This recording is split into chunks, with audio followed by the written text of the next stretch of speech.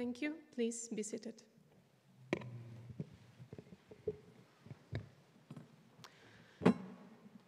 I warmly welcome you all to the PhD Open at Gdańsk Tech.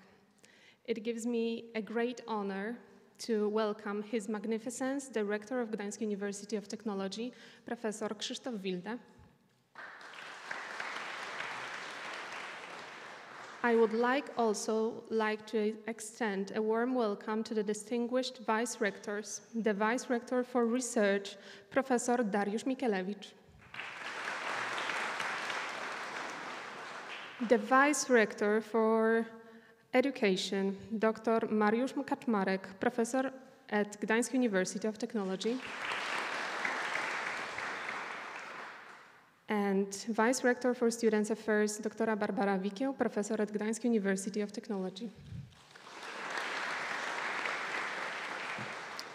It is also my pleasure to welcome representatives of the authorities of the universities forming the Fahrenheit Universities Association. Please welcome.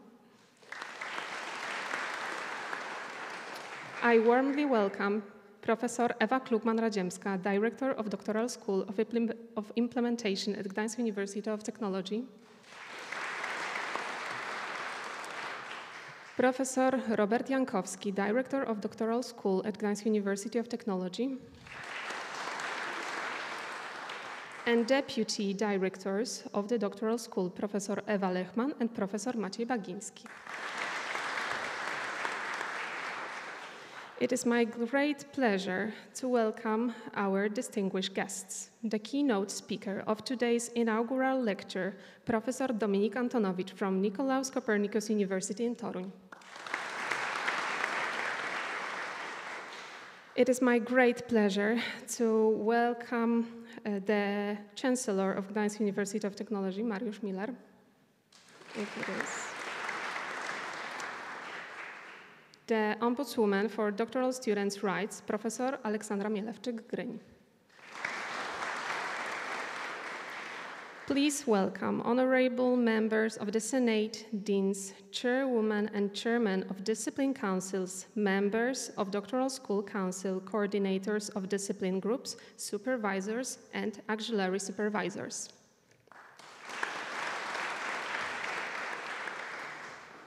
I'm delighted to welcome dear friends from other universities, from Fahrenheit Universities, Chairman of Doctoral Student Self-Government at Gdańsk University, Mr. Sebastian Barczak.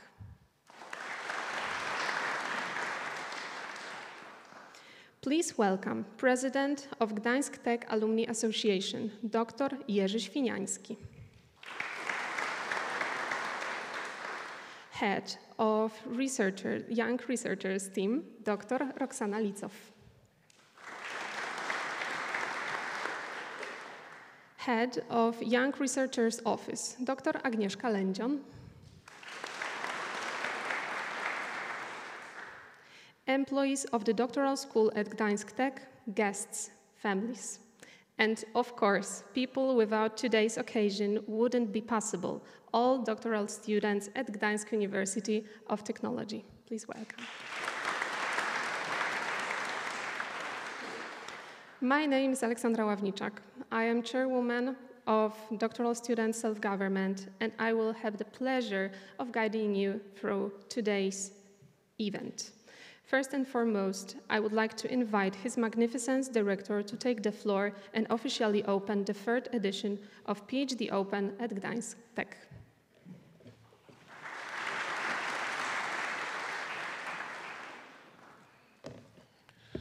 Distinguished guests, dear doctoral students, doctoral school staff, ladies and gentlemen. I am delighted that today we can start the new academic year together at the doctoral school at the Gdańsk Tech. This is a special moment, particularly for those who are just beginning your academic journey. I would like you to remember that the PhD is not just another stage of education, but above all, the beginning of independent research activity. Our doctoral school is a space where we want to support you not only in academic development, but also in the progress of shaping your attitude as an open-minded and courageous researchers. The curricula has been designed to enable you to develop in an interdisciplinary manner, collaborate with industry, and undertake research or real social significance. The Gdańsk University of Technology is currently one of 10 institutions in Poland with the status of research university. Thus, we feel obliged to conduct research at the highest global level and be competitive not only in Poland, but also in Europe and beyond. The funds we receive are allocated to the development of young scientists, grant support, and international cooperation. As a university, we are constantly raising the bar. Last year, we were still among the top universities in Poland, ranking 3rd among technical universities and 5th among academic universities in Perspective University Ranking 2025.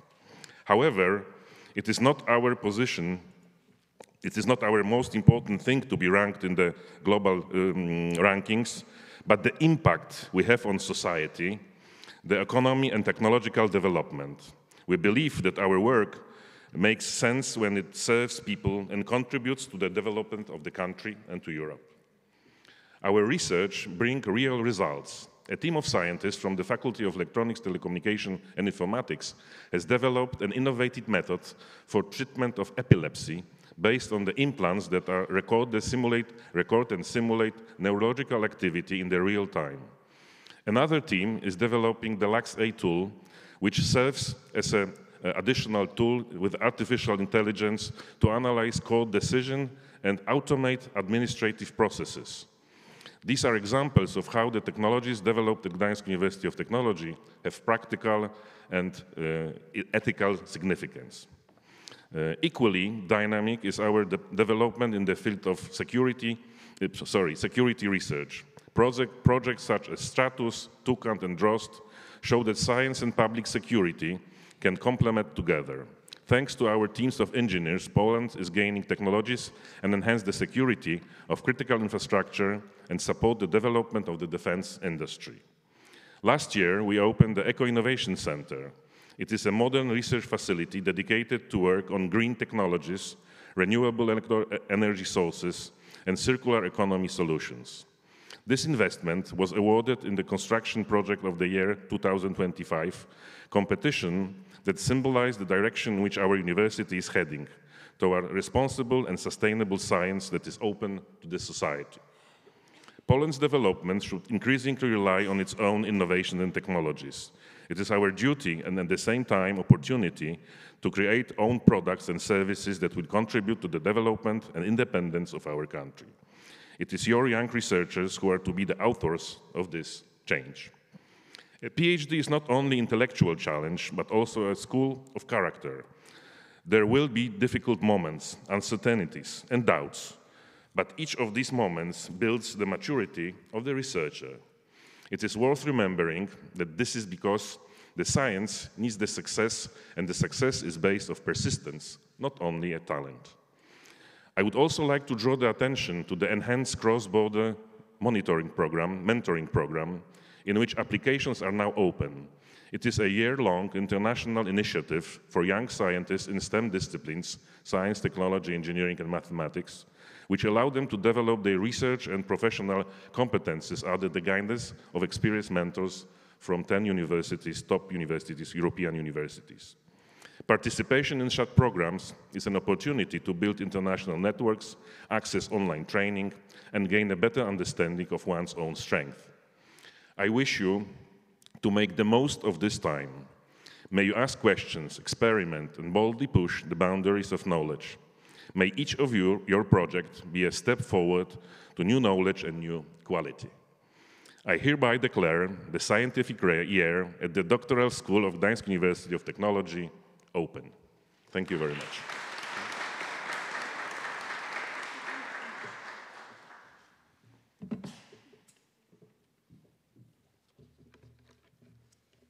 Thank you very much. Every day, each of us faces a certain struggle. We all strive to overcome challenges. Whether professional or personal, big or small, today we have the opportunity to witness the success of young people who have taken on the challenge of shaping their careers and contributing to the development of global science. These are the doctoral students admitted to the doctoral school for the academic year 2025-2026. Therefore, I would like to invite the newly admitted doctoral candidates who achieved the highest results in the recruitment process in each discipline. Let us recognize their effort and the success with a big round of applause. Please welcome Maciej Blok, Mukhtar Kuju, Murat Abdullajew, Klaudia Kropisz, Akinsona Joel Akiniwi, Daniel Cieślak, Wojciech Malotki, Piotr Majewski, Gabriela Burakowska, Maciej Blok. No, I'm sorry. Wojciech Malotki,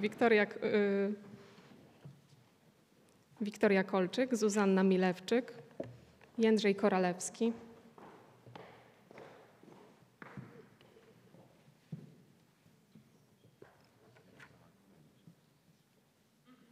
Michał Śleszyński, Katarzyna Cudo, Kacper Szturgulewski.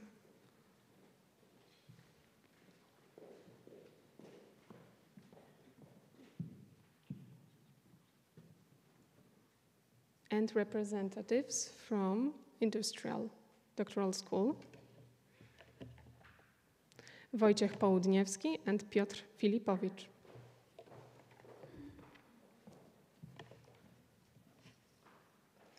I would like to ask Vice Rector for Science, Professor Mikielewicz, to read the oath.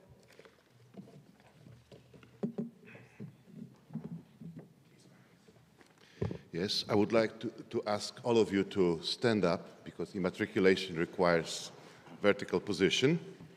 And I request doctoral students to repeat after me the words of the oath. Upon joining the community of doctoral students of Gdańsk University of Technology, I take a solemn oath to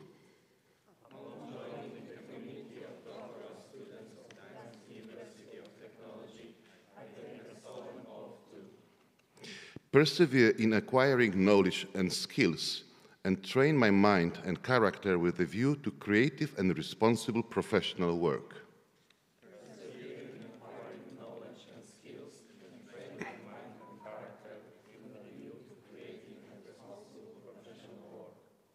Comply with the study rules, the doctoral school rules, and the academic tradition.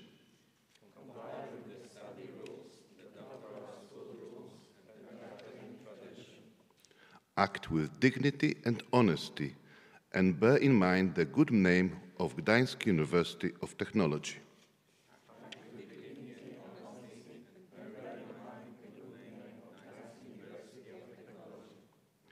Now I would like to ask the Rector, Professor Krzysztof Wilde, to perform the act of matriculation.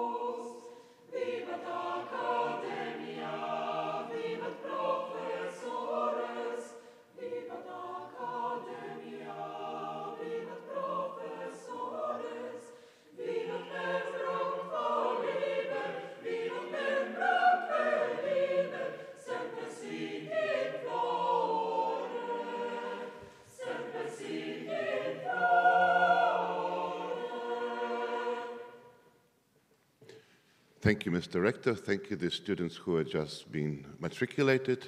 You may all return to your seats now. Thank you.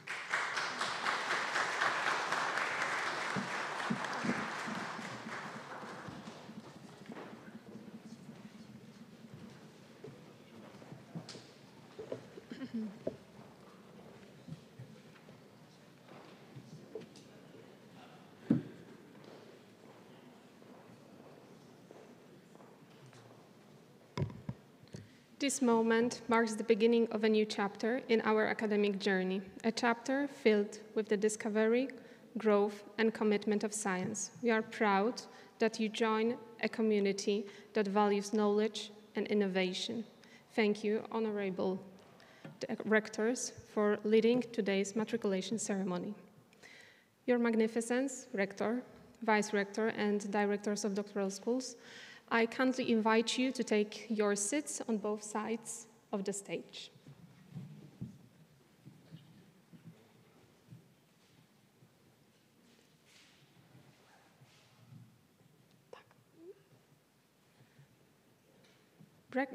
Directors on the right side, please. Thank you. Ladies and gentlemen, it is now my great honor to introduce the inaugural lecture, which marks the official beginning of the academic year. The lecture will be delivered by Dr. Dominik Antonowicz, Assistant Professor at Institute of Sociology, Nicolaus Copernicus University in Toruń. Dr. Antonowicz, in addition to being a sociologist, holds a degree in public management from the University of Birmingham. He worked at the Center for Higher Education Policy Studies at the University of Twente, Netherlands, and the Center for Research in Higher Education Policies at the University of Porto, Portugal. He was a recipient of several prestigious scholarships, including the British government's scholarship, as well as awards from the Polish National Agency for Academic Exchange and the Foundation for Academic Science.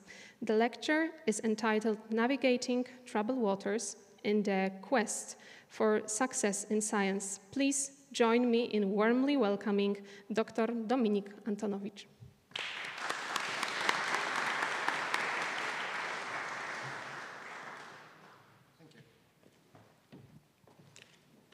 I'm okay with that one, thank you. Directors, distinguished guests, I feel very privileged to be invited to take part in this special moment. Thank you for introduction. Indeed, I've been performing in multiple roles. I don't know which one, kind of invites me here. I'm obviously a researcher, editor, team leader, supervisor, evaluator, and so on and so on. Also, I have experience in working in different environments. Among those mentioned, that's probably the Canadian one, since that's also important. But also, my field of study is higher education and science, and I hope that particular role and my studies make me invited here. So thank you very much. It's an honor, again, here to be with you. Okay. I try to kind of loosen up a little bit, and sociologists use metaphors to illustrate what they are trying to say. Metaphors are very powerful.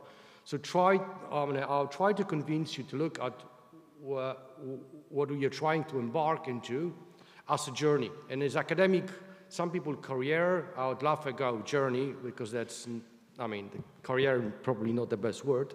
So the structure of my talk today, it's about journey. We are all in Gdańsk, the city when so many people begins their journey, very successful journey. Also, the city which borders with the sea. So I think the metaphor of journey suits you well, but it's not about Gdańsk and sea or Baltic Sea. It's about academics, studies, research. So I introduce you. I introduce the maps.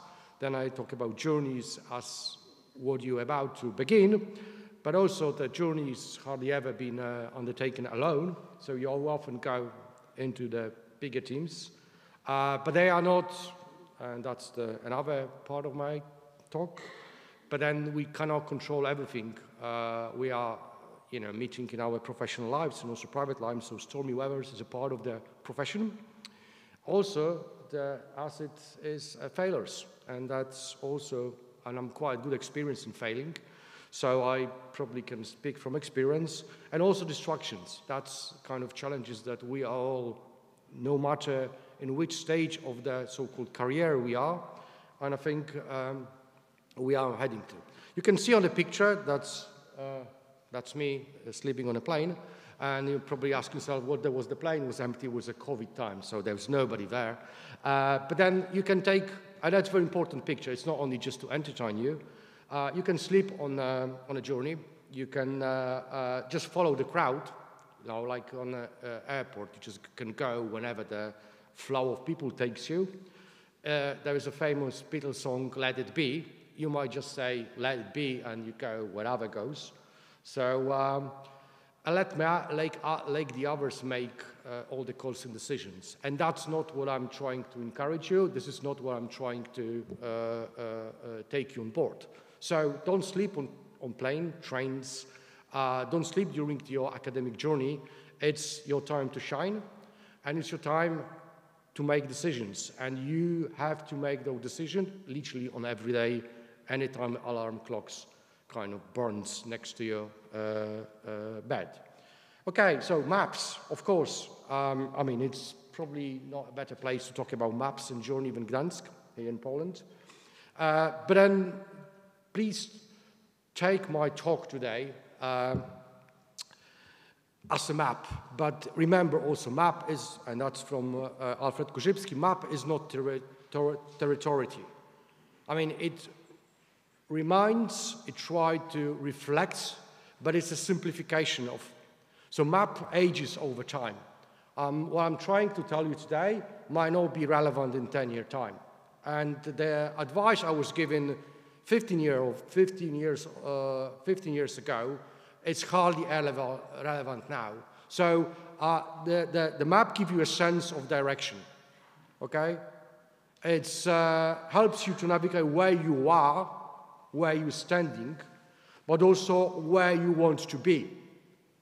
It helps you to go. I mean, every day, as I mentioned, we all are making a lot of decisions regarding our scientific inquiries, our teaching, our personal life.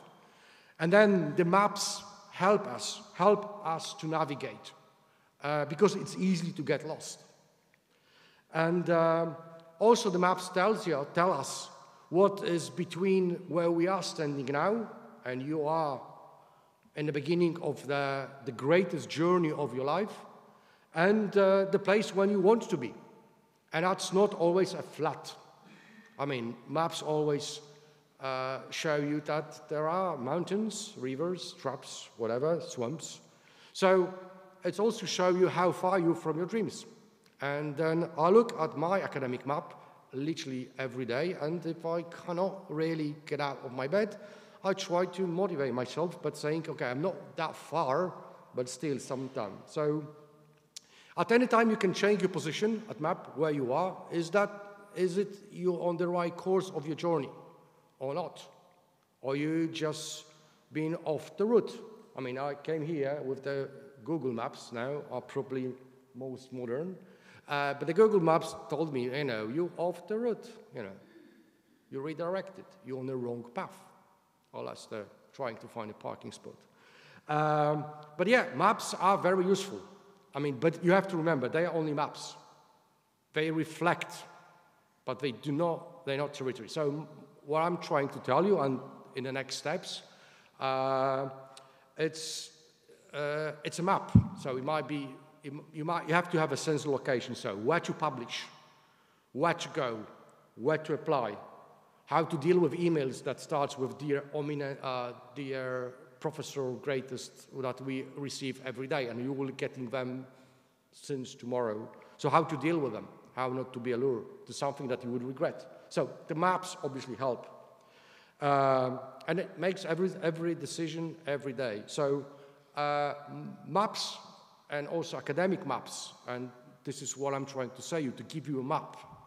offer, or maps offer, informed choice, helps you to make the choice that you are aware of different alternatives. And of course, help not to get loose in the academic journey, because, I mean, openly, most people get lost at some point. Okay, why journey?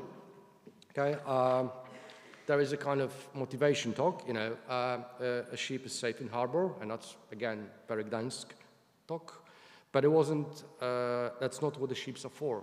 And also, you know, we have to start with that the research is a journey, it's not destination, okay? It never ends. If you feel like you are achieved and you feel completed and established, that's the worst feeling you might actually experience. You have, I mean, you have to feel hunger to discover more. It's an attitude, continuously asking questions. Questioning your work, challenging what you do. If you're comfortable with what you do, it means that you not try hard enough. Your bar is higher, but you're not even trying that. So the more you know, the more you feel you have, the more you feel that you don't know. It's all about attitudes, really. So if you think about research, it's about asking questions, about going somewhere, using that map. You publish something, you discover, you address the research question you put a year ago or 2 years ago, but it's not the end of the journey. If it is, academia is not the place for you. You have to have this hunger to ask yourself a question and solve the problems. So be always ready, and that's attitude. Always be ready for the departure, for the new journey, new project, new publication, new research team, new area, new problem. And that's the attitude you have to build. And I think that's more important than many other aspects of the doctoral education, to have that attitude to be ready for the departure, to see opportunities that other people don't see, simply. So, but the journey is not comfort. I mean, it doesn't come with the comfort. I mean, you can see the previous picture. I was the only comfort trip I made on plane into entire my life, and I've been traveling, I mean, I keep traveling literally every month. But journey is not, it doesn't come with comfort. It sometimes requires to actually bear with an uncomfortable life. I mean, questions that might not really be appealing, so other people might find not interesting, so we have to convince them. Okay, research requires applying for funding. Sometimes we are not successful in it, and it's part of our profession. You have to try again. It's not like we achieve everything at the first time. So be prepared for adversities, and that's what the rector already told you. That's part of academic profession, that's part of education, that's certainly part of doctoral education, dealing with adversities, and adversities build resilience, and that shape character. But then, my point is, the curiosity is a major driver for success. Asking questions, looking for answers, trying to find the methods, resources as well. That's part of our profession. How we can address that question. The question that you see, it's important, relevant, it can change somebody's lives, but also help us to understand things that we do not understand or we haven't understood so far. Curiosity. Build yourself attitude of curiosity. That's more important than, you know, getting impact factor or something. You know, it will come with that, but the curiosity is an attitude. Okay, journey is hardly ever been taking on your own. Like coffee always comes with any place. But then let me start with the, you drink coffee usually with somebody else. Drinking coffee on your own, it gets addictive, but it's not a good way. So it's a myth of individualism. It's like great in minds. I know the breakthrough in research is done in teams. You have to, you don't have to, but then if you want to achieve, you have to collaborate. You know, being on your own, trying to, you won't be leaders, that's sure, but you have to find a team. It's a team sport. I think I want really to put a team sport here, but then it's a collective effort, but it's a team sport. And of course, you're here, you're elite, research elite, you are the Beatles, not the supporting cast, but then you have to work in teams. So don't believe in a myth of individualism, of great minds that are going on their own way. That probably was the early 20th century. Now you have to team up, to find them different skills, to build a team of different kind of people. Because your collective effort can drive to make a breakthrough, because that's the added value. Also, companions, friends, people you work with, they are your competitors as well. But they don't let the competition blind you. So don't spend days comparing the citation of your friends, colleagues from department, different university. It's pointless. It will drive you down one way or the other. It's about discovery. It's about moving forward, not looking backwards. Okay. The success of others should motivate you, but shouldn't discourage you. At every stage of your career, there will be others that actually are doing better than you.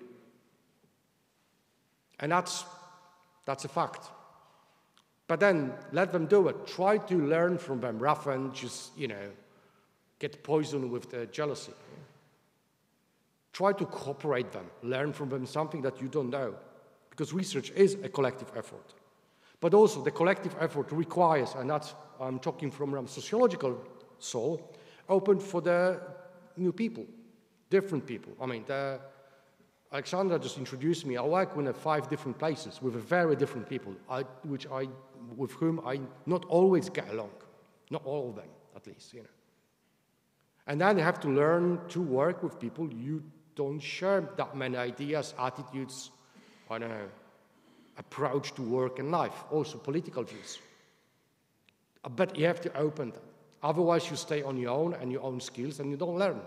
And what you are learning, we mostly learn from other people. And it's paradox of science. If you ask me what's the pattern of the successes, small successes I made, is I owe success to people I work with. I owe failure to myself. If I fail, it's probably because I didn't work enough, I didn't have a luck, or various different reasons. But I draw ideas, I draw motivation from people around. If you don't have people around you, it's hardly ever you can make it. But then it's obviously a teaming up with the right ones. That's a choice that I would encourage you. That we come back to the map. Are we on the same boat? Are we on the same page? Are we going to the same direction? Some people are not. They are short-sighted, but they just might go to a different direction, different scientific direction, different professional direction. Maybe some of them, and I will come back to it, are interested in quick wins. I want to publish it now, here. I'm not interested in big discoveries. I just, want to have something in hands, a couple of pennies. Are you on board with that? Are we on the same page? So team up with the right people, with the people who actually have the same map or have the same sense of direction. Because journey is about, research is about journey, it's about destination. So are we getting along together? Is the success ahead of us, or it's a failure and quarrels? So team up with the right people and, make a right assessment. Because the research is about people. It is about cooperating with others. Also, arguing with others. It's not like that we are, social club, that everybody has to like each other. No, it never works. So it has to be a challenge. Okay, but then it's a stormy weather. The one thing as written, academics do not control the environment, like also other professions. They are processes that are above us, the macro processes. So I call them stormy weathers, because then in a journey, you have to you're exposed to stormy weathers. You can't control them. So what are the stormy weathers? So it's what we call them reconfiguration of academic profession. This is a different profession than was 50 years ago. Requires different skills, different knowledge, different attitudes. And it's a different profession. It's the same profession in terms of we are trying to discover something, learn new things. But then the set of skills, a toolbox, is different. It's a different way of governing. So it's a bigger research team, bigger money there, even in Poland. The director already told they are leading universities have a big budgets. It's not like our salaries are big, but then the money is there. But then it is very competitive. It was much more competitive than it used to be 50 years ago. It is, you know. So the funding is, it's not for everyone. It's very competitive. So there are social rules around the house that you have to take into account. You take your wave and use that for your purpose, not against you. But also organization of work. So we work in teams, we work on site, much more than it used to be.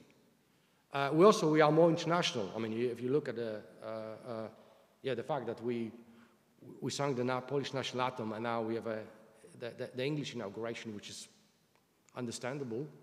It shows that probably 50 years ago that wasn't the case. So it changed. We are more international, and our work is more international. Our appeal, our impact is more. Our aspiration is more global.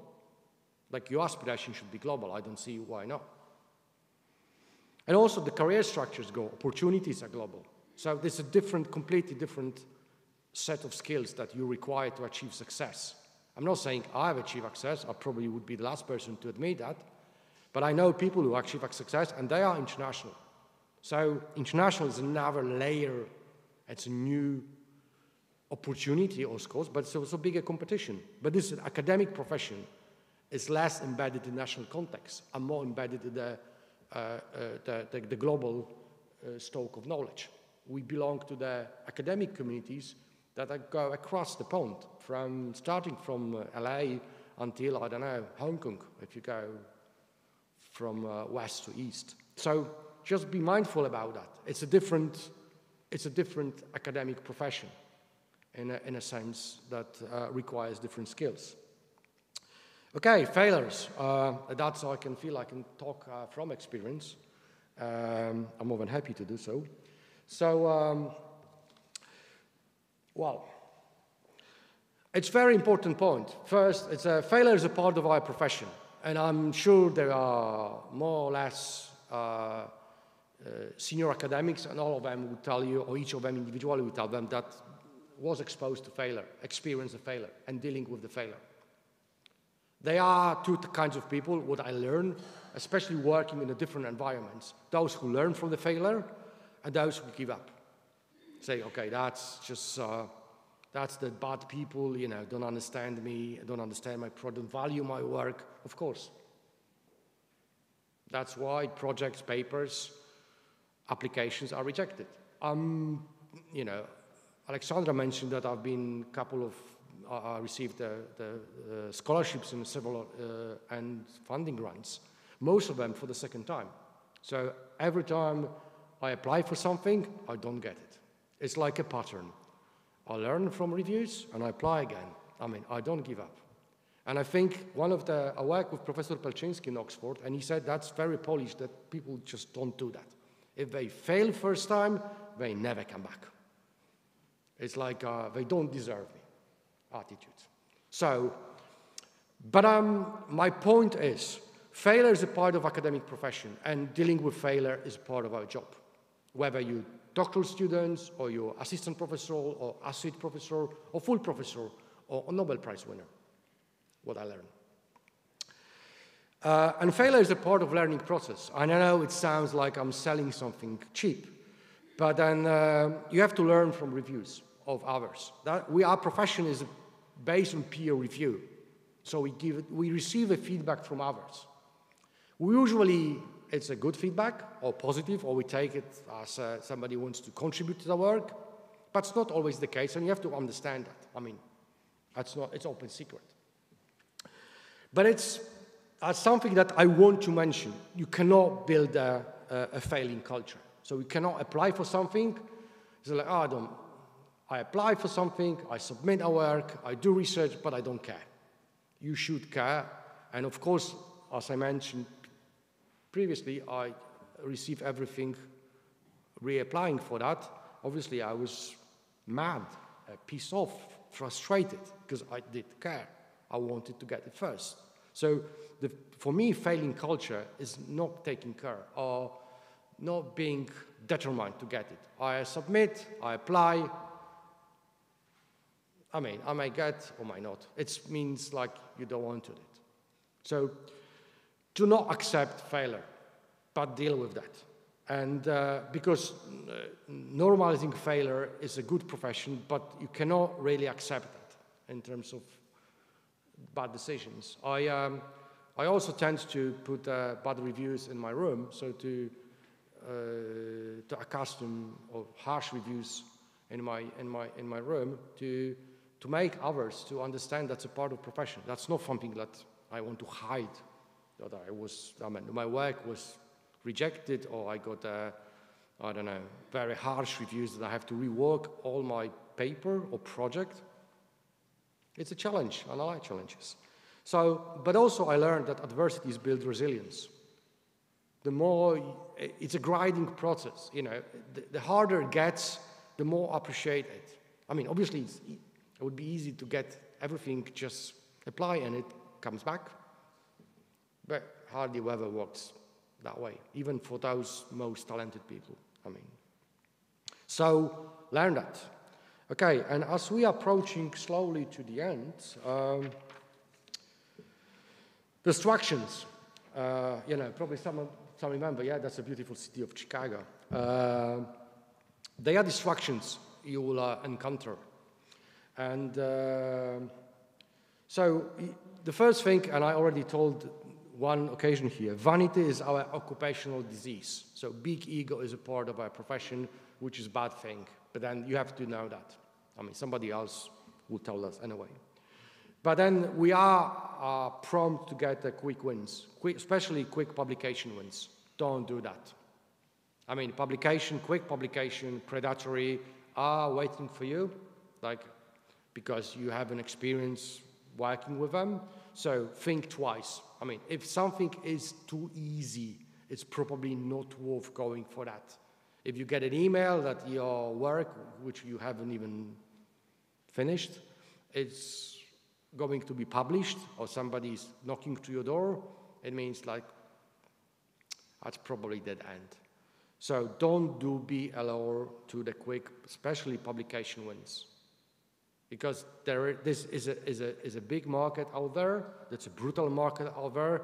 Once you've been labeled a cheater, you will deal with it until the late days of your career. So be mindful. Try to follow the footsteps of people that matter to you. Might be here at the university, might be somewhere else, but then you have the people you read and you want to be like them, follow them. Not those who you don't want to do. Don't cut corners. I mean, we're dealing with the mastering data, I don't know, plagiarism, all sorts of things that, you know, it goes across the profession from early to the late career. And cutting corners is a bad attitude from the very start. And you have to start from yourself, looking at the mirror. Is that all right? Is the methodological rigor which is required for that work? Is that does it held to all ethical standards? Don't cut corners. And I'm probably not the first person to tell you, but I want to make it loud. And I've seen people regretting cutting corners. Don't do that. Don't mix ends with means. Remember, grants, fellowships, publications are only means to discover something, you know. Don't brag too much about impact factor or citation, or you get something. I mean, if you have opportunity to go, use that opportunity. But that's just only, that's the means, not the ends. Our profession is about discovering, understanding the world outside, not about getting publications, impact factors, fellowships, and money. That's the means to that. Don't mix that, because I think that's big misunderstanding, you know. Getting good publications, I mean, it's a great thing, but not what matters. Publishing is about communicating. If you get opportunity to communicate your research results in a big, prestigious volume, use that, because you can reach millions of people. But it's just a communication channel and the only one.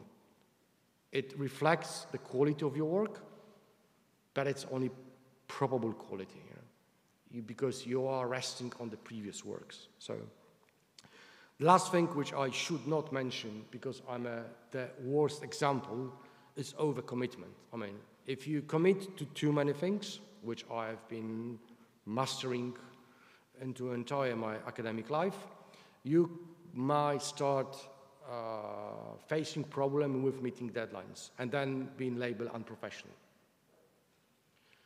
Be assertive. I mean, I can run workshops, how to commit to too many things and agree to do, and one of them is today, but it's very prestigious and very rewarding, so that's a guilty pleasure I take. It's Friday.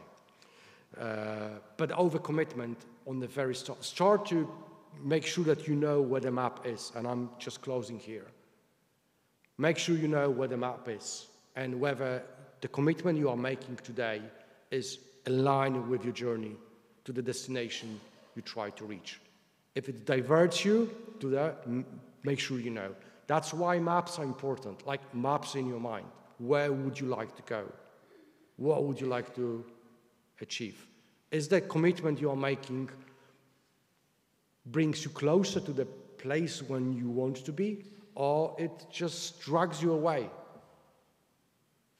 And that's an important question. I think this is the daily question you'll be dealing with. That's why the maps are very important to have in your mind, because it will help you to reach wherever your dreams are, and I wish you nothing but the best to reach that location. Thank you very much.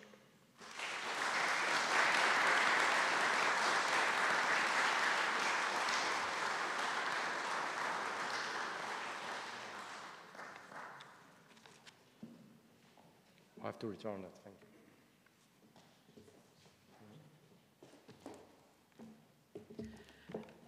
Thank you very much for such inspiring lecture, and as a part of that lecture, I would like to say thank you to share your thoughts and for engaging in down-to-earth lecture. So that's a small gift from our doctoral community to say thank you. Thank you very much once again.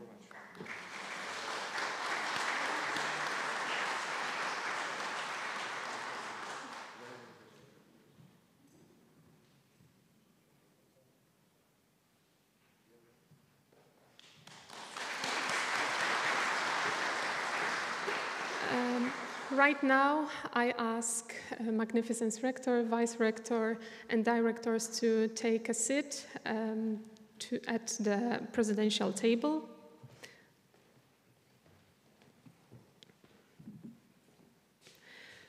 Once again, Professor Antonowicz, thank you very much. And this is a time for a quick coffee break.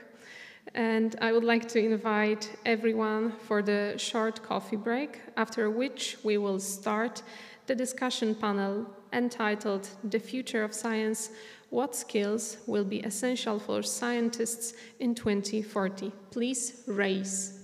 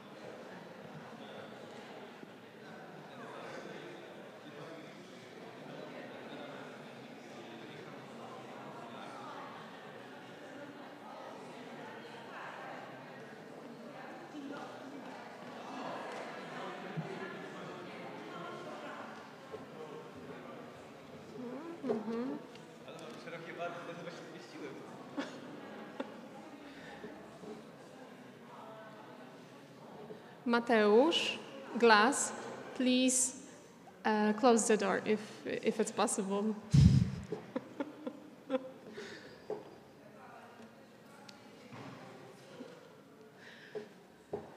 Welcome back after the coffee break. I hope that if the coffee hasn't fully awakened you, our next discussion panel certainly will.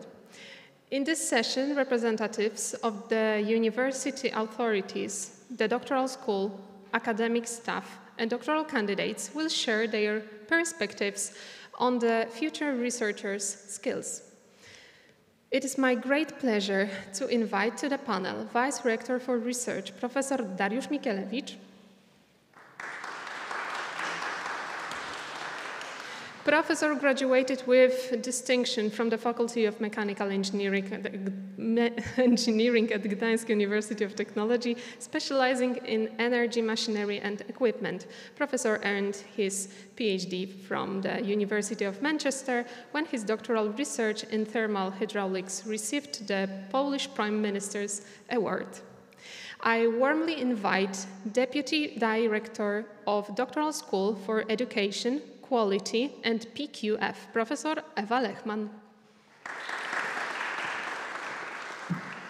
Professor Lechman is an economist and specializes in the diffusion of digital technologies, technological convergence, and development economics. Her research has been internationally recognized, and she has led numerous doctoral programs and serves on editorial boards of leading journals. Next, I am pleased to invite Tomasz Majchrzak to join the panel. Dr. Majchrzak is an analytical chemist and assistant professor at the Faculty of Chemistry. His research focuses on innovative methods for assessing good food quality, including the use of electronic noses, advanced chromatography, and mechanical learning techniques. I am pleased to welcome Chen Xu to the panel.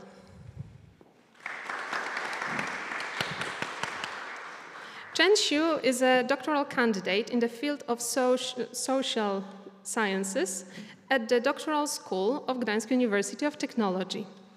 Having begun her studies in the 2023-2024 academic year, she was recently awarded a distinction in the Humanities and Social Sciences category in the prestigious Young Scientists competition organized by the Gdańsk branch of the Polish Academy of Sciences for 2024. The panel entitled The Future of Science, What Skills Will Be Essential for Scientists in 2024 will be moderated by Ignacy Rogoń. A doctoral candidate in the field of biomedical engineering and the chairman of Doctoral Student Self-Government at Gdańsk University of Technology for the 2023-2025 term.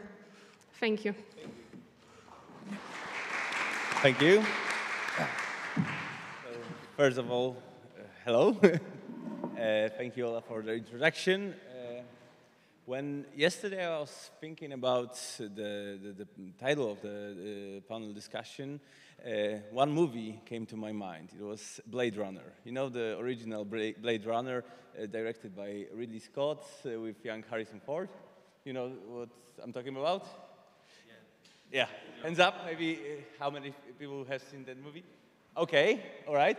So for those who haven't seen it, it's the movie which was released in 1982, and it's set in the dystopic Los Angeles in 2019.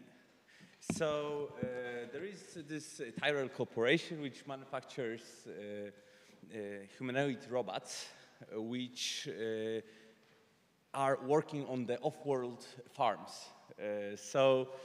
Those robots, some of them go rogue, and they decide to come back to the Earth, and they try to do some damage to the company. And Harrison Ford is employed to stop them. So the movie portrays smart homes, it portrays video calls and humanoid robots, of course, equipped with artificial intelligence. So I was thinking that the screenwriters really got lucky to foresee the future, because actually, if you look at the differences, they were spot on.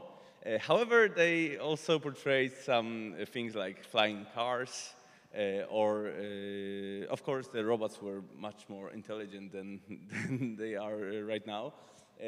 So I think that if we try to talk about technological advancement in this panel, we will fail miserably.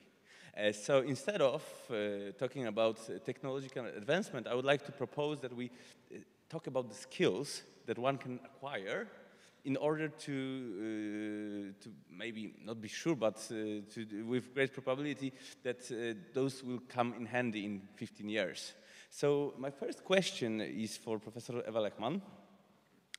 Looking back 15 years, which skills did you consider most useful then? Do you still find them as equally important as of today? First of all, thank you for inviting me for this panel, and I hope I will be able to contribute. Honestly speaking, when yesterday I was trying to figure out what to tell regarding all these questions you have set, I think that from the question that you want us to answer, and if we only look back 15 years, it's extremely short time. Yes, it is extremely short period. So I would far prefer to answer that question from a longer time perspective. My area of study combines technology and economics. And I can only say one thing, that in fact, history of humanity, it is history of technological advancement. So from that long run perspective, if we look back, not 15 years ago, but 100 years ago, 200 years ago, or even further, I think that if you want to know the answer, what kind of skills, yes, so not precisely what kind of knowledge, but what kind of skills has brought us where we are here today. I think that across ages, it is precisely the same, regardless of at what stage of economic, social, institutional, or technological development we are. And I have figured out that probably these three elements are extremely important and are that elements that brought us where we are today in terms of technological advancement. First, this is slightly what you have already said. This is the ability to predict. Yes, so this is the ability, and the second one, this is the ability to draw scenarios. Yes, how the future path will look like. And the third element, which is absolutely necessary and needs to be combined with the two previous ones, is the ability to assess risk. And it does not mean that risky is bad. I would say just the opposite, that risky is good, but you need to know the risk and try to minimize the risk. I would stop here. Thank you. The same question for Professor Mikielewicz. What skills, in your opinion, have withstood the test of time? Well, actually, in my opinion, the basic knowledge is always required. So you have to have a good command of mathematics. You have to know the physics. Well, you have to know also languages. So actually, 15 years ago, the level of knowledge of foreign languages was, compared to these days, very poor. Actually, the opening ceremony wouldn't have taken place entirely in English. Discussion wouldn't have taken place entirely in English. So I'm talking from, not from the humanistic science point of view, but rather the engineering science point of view. So in that respect, we need to have good command of kind of phenomena which are well proved and understood. Because we have to be aware that in a moment we are going to be targeted by various solutions provided to us by artificial intelligence. And we have to develop the skills how to test it.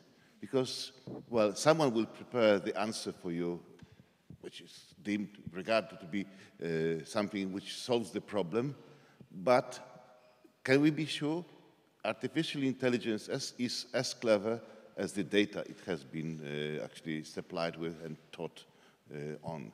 If the data is not reliable, poor, then the solution is also not very robust and reliable. Additionally, we need to have always the natural intelligence to test the market. We cannot, everything will shine and glow, but we are as customers, so we need to select the right product for ourselves. So I think this three, well, good command of fundamental science, physical sciences, is what so far withstood the issue of time. For the future, the various scenarios says that the developments will go into artificial intelligence and biotechnologies. So these are the two directions where the developments in the years to come will go, because we humans, we would like to live as long as possible. So actually we need still progress in biotechnologies. On the other hand, in artificial intelligence, well, sometimes I'm annoyed with artificial intelligence because it provides me support which I do not like, for example, and I do not know how to switch it off. Usually it's not possible to. Yeah, but answering your question, which withstood the issue of time. Test of time, yes. That is this okay. basic ones. Okay, so maybe we'll switch the questions a little bit. So maybe the next question will be for everyone. So in your opinion, does the fact that AI can do certain things for us mean that they are not worth learning? For example, we can translate quite fluently right now. We don't have to know the language to use it. We can use the translators. We can do math. We can do physics with solve plenty of problems. But does it mean that we don't need this knowledge? Does it mean that?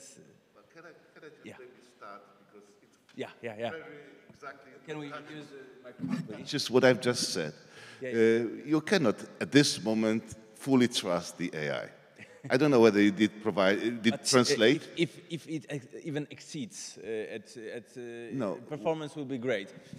Does it still mean that we don't have to know those things? It has been, after all, you're going to because be we are talking about 2040. The beneficiary of the AI support. So if you translate something with support of AI, you'll see that it requires attention in some place. It's not very faithful. Well, normally, if you know language very well, you will see where to correct the AI at this moment in time, obviously. Mm-hmm. So we cannot fully trust the AI because it is still too early stage of its development. But in the time, when the time comes, if it exceeds totally our expectations, and it becomes like the artificial intelligence from the Blade Runner. I would recommend. You couldn't distinguish the robots from the actual humans in that movie. So if we achieve this state of technology, do you still think that people shouldn't learn, or should they learn the skills? I wouldn't dare to use AI as a full replacement of my skills or whatever. I need that. I can use it as a aiding tool in development, but I need to be in command of the topic. Okay. Do we have any other opinion on this topic? Yeah. So I think I can add something. Yeah. Of course, I think it's already kind of the question with agenda that you force us to say like, no, we don't have to. But I think that's the foundation of the science is to understand, right? So I think that even applying certain technology does not mean that we don't have to understand what we are doing, right? So of course we need to have this knowledge. So that's a thing. I think that our discussion, right, like in whole academia, it should be rather on how to use artificial intelligence, right, in terms of our how independent we are as academia, or how ethical it is to use it, right? And so I think it's a much broader thing than just rather thinking on switching and using it as a simple tool. It's much more, let's say, challenging, I suppose. So that's why here I can recommend you that in the October 24th, there will be debate about the Oxford debate about the role of AI. And it is by the young researchers, right? So I just look at the official page and you'll find more information about that. So let's discuss. Okay, Jen? Okay, so firstly, thank you so much for inviting me. And as the only PhD student, I'm so honored to share a perspective from the very early career side of science. So I think it's definitely not. Both AI or knowledge are quite important. And I think learning is not just about getting the results. It's about the process, how we're thinking. And also probably that's why we all our PhD students here to do our PhD journey in our Gdańsk University of Technology. And I think the AI can be an assistant. And I can make an example for myself today, because you can see here my photo. It's actually when I got the award, they need a formal photo. But actually, in that moment, I don't have, so I upload much more my photos to use AI generated this photo. So that's, I think it's quite AI can also be quite make our research far advanced, maybe. Yeah, thank you. Okay, thank you very much. I would only maybe add one, because this kind of discussion is running all over the world, I would say. Do we need to still know something once we have the AI? Yeah. I'm always asking, not answering, but asking, the fact that we have a computer, do we still teach our kids basic mathematics? The answer is positive, yes, we do. And for me, it means that some kind of skills and some sets of knowledge are, I would say, priceless. You know, you can have like a general AI in the future, probably like by 2060, 2070, as is forecasted and predicted. But still, you need to know whether this machine, because it's still a machine, gives you the right answer. How can you be sure that the estimates that the machine, that Python or MATLAB returns to you are correct if you have no idea what the number should be, more or less? Yes? The point is that without that basic knowledge about how some mechanisms work, how some processes work, you will never be able to assess. Although, again, we need to be aware that over time, as the technology advances, certain skills, I would say, I don't want to say that they disappear, but yes, they do become useless because they are entirely replaced by the machine. But I think that it's far too early to say what kind of skills could be entirely replaced by AI. Okay. So maybe in that light, we could discuss the skills you think were the hardest for you to learn, but were the most rewarding for you in the long run. Ignatius is looking at me. So okay. should I repeat? No? Okay. It's a very tricky question. Yeah. Don't treat my answer as a joke, but it's real. You know, honestly speaking, I was trained in economics, and if you ask me what kind of skills, or what kind of skill was the hardest for me to learn, but the most rewarding in the longer time perspective, it was definitely mathematics. And I tell you why. After I finished my PhD, I had one dream, not the habilitation, not the professorship. I had one dream to publish in a very, very good journal from the top, which combines technology and economics. And I knew that to publish a paper there, I need to know a good stuff of mathematics. So I started to learn.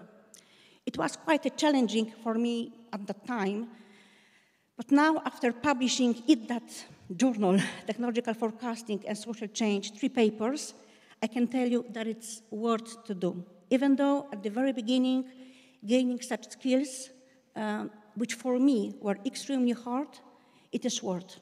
So never give up. Now in this journal, I'm, like flooded with the review invitations because I never, reject, and I do my job on time. That's why they select me. But definitely, if you have a dream and you want to achieve something, even though it requires a lot of work, just do it. It's worth. All right, so maybe in contrast, we'll ask Tomasz the same question. In your field of study, which skills were hardest to learn, but most rewarding in the long run? I don't think that we can see the contrast here, because I completely agree with that. That, the basic knowledge is the hardest. And I was never good at chemistry, and apparently found out that it's something very challenging for me, useful, and I'm happy to do so. So the thing is that all the time the understanding requires knowledge. You need to know to then evaluate, to change things, etc. So yeah, you can all the time hear that thinking about the box is the best solution, but you can't be out of the box all the time because you don't know what is in the box, right?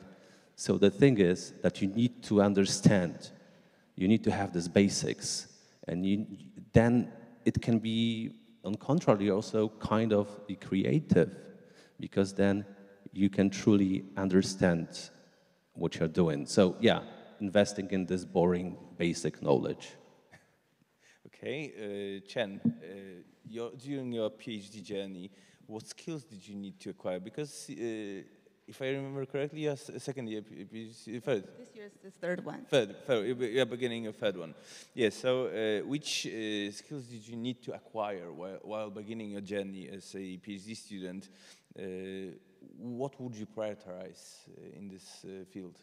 Did you have to learn any specific skills for yes, in order? Yes, sure. Of course, I think as all PhD students, we both need to learn like theoretical foundations, like in our field, even because my topic always combine like management, a little bit economic, so we have to do this interdisciplinary like collaboration or something, but because I just have these 2 years of my PhD, and this thing is like a journey you have to learn, and you can do this, like work hard or other things. But right now in my stage, I think the hardest is like learning how to comfortable with this uncertainty, because it takes me some time to accept in science, the things not always go according to your plan. And this uncertainty happens. It's kind of like a part of this process. So, like even in the first time when I submitted to the journal and traveled several, and finally I got success. And this year's, I think I also did good job and submitted, travels a lot, around the world maybe. But from my previous, I think I learned such things from this, and now I enjoy this. And to accept uncertainty is part of this, and it makes me more creative and resilient, I think. Yes, thank you. Okay, thank you. Yeah, so being reviewed is a part of our job as scientists, but also we are not only being reviewed by the journals, but we are being reviewed as a university. I would like to ask Rector Mikielewicz about what's the scientific strategy for our university for the next 15 years? What expectations will this place on scientists working within the university? Thank you for a very challenging question. Actually, looking into the future is always, well, difficult, because normally these projections do not match the reality. However, we have to stand on the grounds where we are at this moment, because as Professor Lechman said, 15 years from now is not far away. So we can judge what. So actually, our strategy is to acquire best students and work with them at the university. So we need to convince our staff to apply for research projects, for research grants, so that they have interesting topics which are kind of the value, contemporary values that they are. If you win a project, that means it is up to date, and actually you convince other people that it is worth funding. And then you need to find appropriate team to execute, to run this project. So strategy is to have money, without money, but money obtained on a competitive basis. Because if I give you money, I tell you, do something with it, it is not challenging. But it has to be you who apply for money, and then you have to arrange the group, because you will not do that yourself. Mr. Dominic said today, we have to be prepared for the team working in the future. We will not do anything as individuals. So we need to collect the skills, appropriate skills for execution of particular projects. And it's like establishing a football team. Well, you may have good players, and you will not make a set of a team which will win European Cup. It was the case, for example, with PSG for many, many years, until the appropriate manager came over and settled down or set up the team which won finally the most expected cup by the owners of that club. So strategically, once again, be positive that you can do something in science, apply for research projects, and be attractive on the market, because you will only get the good people to work with you if you will be competitive with the contemporary industry. They also want good students to work with them and develop their skills. So but that is a win-win situation. If we work harder to get good people with us, they have to also be working harder in order to attract these people. Okay, thank you. And what about publication policies that university places on us, as especially PhD students? Because we have freshmen here, so I think it's worth discussing as well. What are we expected of in terms of choosing the right journal? Well, it is again a disputable question, because we have to publish something which is worth publishing, which is contributing to the development of the world. So actually, in my opinion, publishing one good paper a year, but good paper with some value, is okay. Not slice it, salami slicing, and produce 10 papers a year, and you say, well, I've scored 2,000 points per year, and I'm the winner at the university. That's not also the progress, because people outside, if they are interested in a particular topic, if they want to cite you, they will cite only the paper which is contributing something to the general knowledge worldwide. So I would, well, and obviously, when we are evaluated at the end of the day, it is only the 3 publications, up to 4 per person, which we can place in that competition. So we are sort of ourselves, we spoiled the little system, because we were putting premiums or awards on publishing just to make that thing working, to convince people that you can work from the publications. You do not need to look for extra jobs around and lose your skills, which you can stay with the university. So maybe this system will be modified in the future, but because what it counts in the end of the day for us as a university evaluation are the 3-4 publications per person in the 4-year period of time. Okay, so not quantity, but quality. Well, definitely quality. Okay, that's worth mentioning. Okay, Tomasz, do you think we see enough agility in academia to keep pace with the changes and the technological shifts? Because oh yeah, so I already know this question that will be said, so I'm not that smart, but yeah. So let's decompose your question, Because you said that it's the being agile or flexible, acting very quickly, it's something that it's good for the university. I'm not sure it is. I'm not sure it is. So that's one thing, right? So having a good distance, like a, critical distance for waiting and having a time for investment, it's something crucial for, I think, important for the science development, to be honest. And another thing is you said that the university, or suggest that university is not keeping pace with technology or societal changes. I'm just asking if it is... No, I'm not sure. I think it's completely opposite. All recent technologies start at the university, right? Even latest Nobel Prize, right, in chemistry, for instance, right? So there were 3 scientists, one from the Kyoto University, from the Melbourne University, and from the California University, right? So even this metal-organic frameworks that right now changes a lot of the material science, environmental science, and so on and so forth, starts, 40 years ago, 50 years ago, right? So we see here that maybe agile does not mean the success. And speaking about societal changes, just the thing is, it's not true that all the social movements starts in academia, all the strikes starts at academia, all the knowledge that we have about societal changes aren't from the academia at first. So I think that a university, it's good that university have time.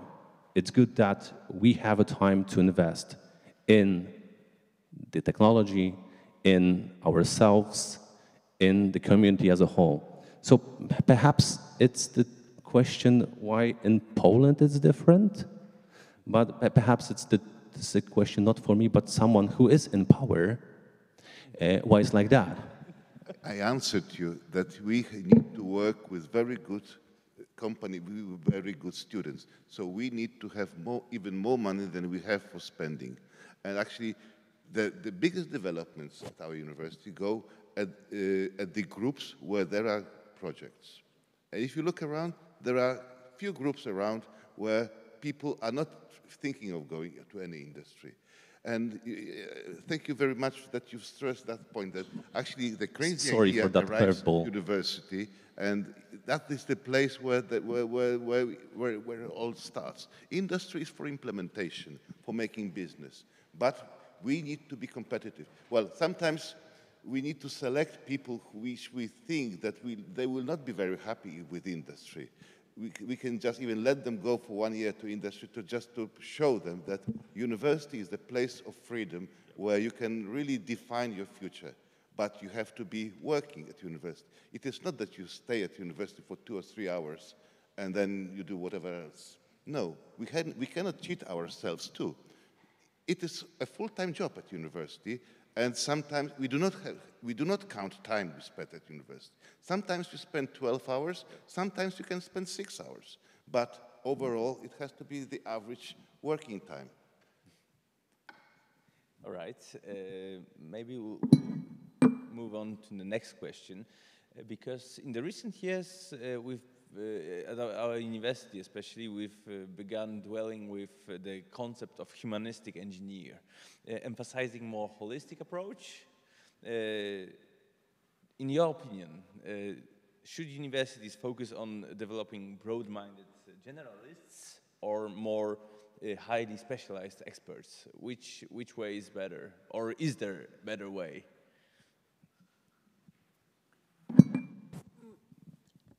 I think it is the hardest question to answer. The first thing is that, by definition, your university needs to provide universal knowledge and skills and competences. But maybe I will not be very, let's say, good what I'm going to say now, but if I would have to answer more precisely for that question, I would go for the thing that probably technical universities should provide, should train extremely specialized engineers, even in very narrow and prospective areas, fields of studies. The point is, the key is to know in which areas they should be trained, and that is not that simple. But definitely those technical universities that can predict and know now what will be within, I mean, in what way we go, will be gaining within the next decades.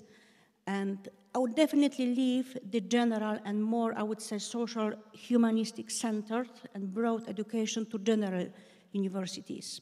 And I very briefly try to explain myself why I see it that way. You know, what we observed for the last 30 years in the labor market is a quite specific process which derives from technological advancement, and it's called skills-biased technological change. And it drives the labor market to massive polarization. You know, what it means that in fact what we observe that the middle class, I mean middle class in terms of skills, in terms of competences, and in terms of income, it slowly diminishes. It means that there emerged, it's like a twin peak, yes?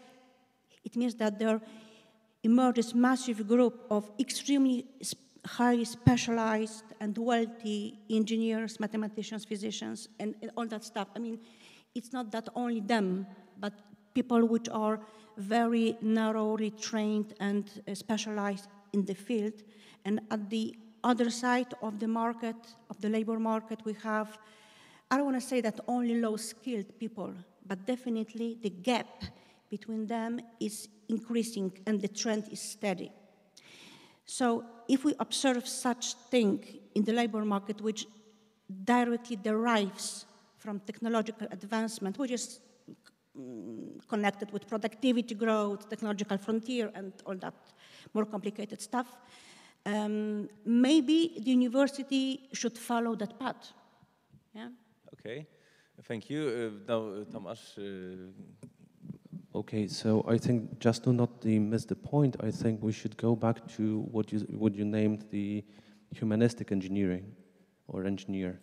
And I think that here we missed the definition a bit, because it's not the zero-sum game, like you are more humanistic and then you're less expert, for sure, right? That's something like what it's about here, right? And the story about the humanistic engineering is just to make our science for the people, right? So that's the main take here. And it's something which it was already stated in 2023, and the Yale professor, Matthew Bolton, he said that he shouts, actually, that we need to design things for the people right now, right? So he developed this principles of humanistic engineering.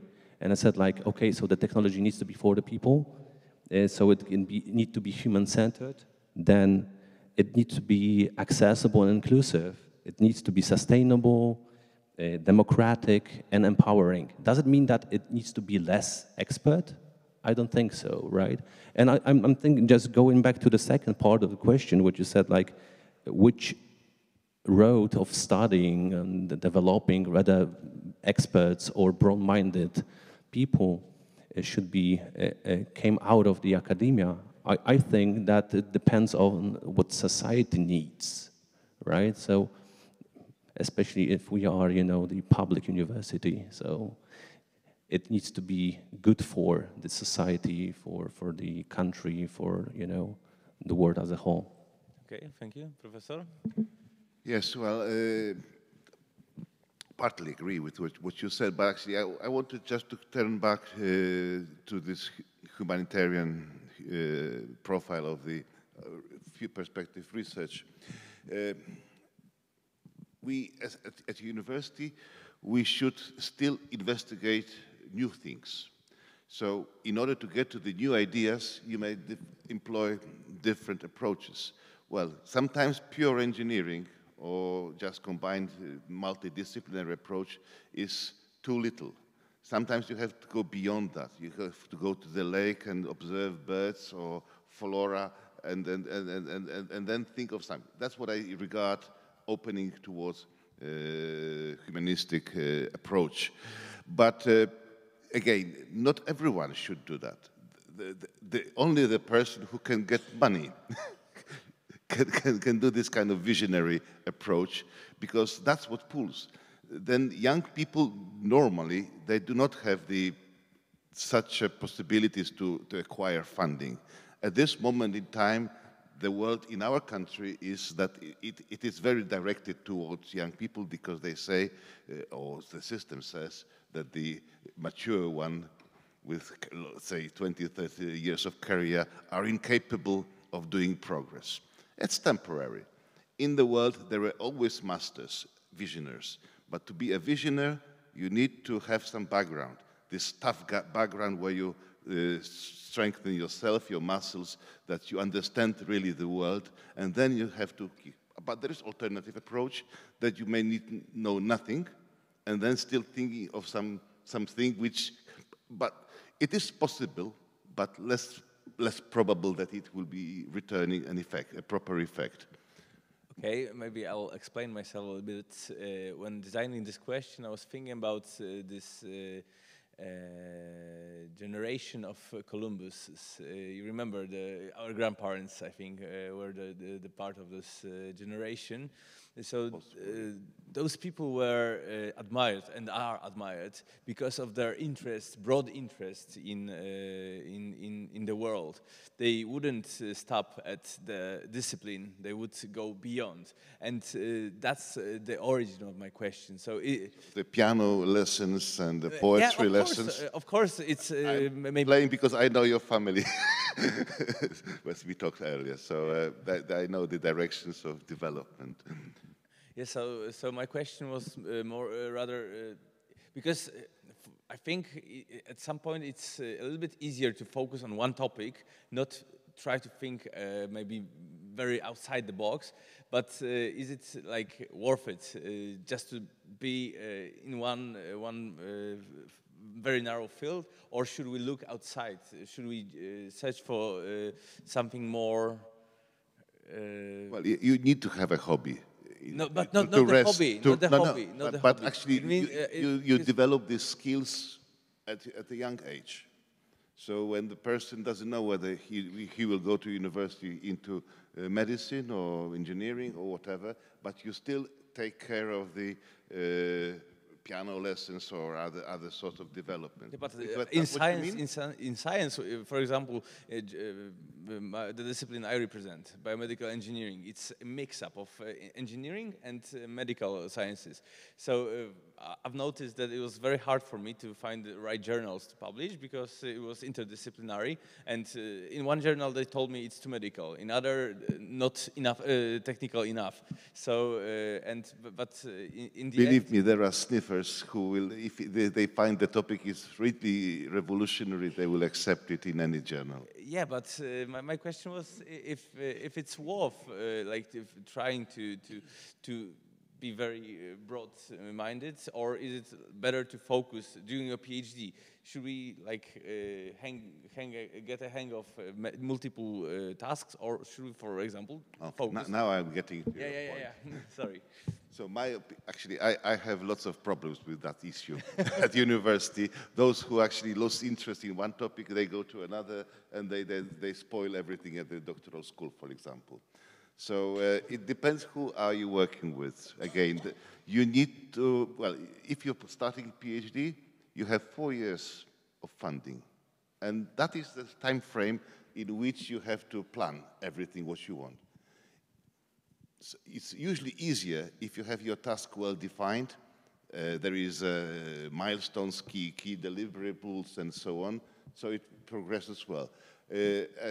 Kind of the topic which is not very well defined at the beginning, and it's not well defined after second year, and after third year, it's not promising that you will deliver it in the fourth year, because you have to ask yourself a question: how will you survive in the fifth year or sixth year if the doctoral school allows you to? Because you need to still provide one publication of a certain number of points. I don't remember, 100 points or 70 points, whatever it is a value. But still it is a problematic for the person who has a not well-defined PhD program. Okay, So it's better to focus on one thing. It's better to have a good supervisor with a focused projects and a well-defined one. It's good that we have That only is the best that supervisors gives here. at almost university. 95% of chances that you will get through. And here we have the best. Yeah, the best of all. Yeah. Okay, maybe we'll move to the other topic. That's actually the last question I've prepared. It's for Professor Eva Lechman. What kind of scientist will global market and society be looking for in 2040? Can we find someone like that? The same kind of scientist that the market or global market or whatever you call it was looking like 500 years ago. I mean, it's not precisely about your area, but it's about to have a vision, and this is very scarce. Yes, this is a very scarce resource. Not many people have a vision, not many people can have the ability to create something new, regardless of their background. And these are the skills, the type of scientists that are always on the top, not the ones who follow, but those who create the path and those who can provide to the industry, to the technology, to the market, to the society. But I will say again, this is a very scarce, very rare type of the scientists. And I think it's absolutely not, I mean, it's not that important whether it's in mathematics or in physics or in chemistry, in biology or in history. Because if you have a vision, if you can create, if you follow the path, if you are focused, and if you are hardworking, yes, you are the one that the society, in the end, it's all for the society, will need. So I would not say, I would not define that there is a specific field, but those one who can create the path that the others will follow, because definitely always, this is the 99% of the followers, yes, and only 1% or even less of those who create something new. And this is quite unique skill, or whatever you call it. Okay, thank you. Does anyone would like to add anything on that topic? I just wanted to stress the word hardworking. I knew it. Okay, so now I've left a little bit of time for the questions from the audience. Do you have any questions for our panelists? Don't be so scared. Yeah? We are still humans. Okay, here we have one.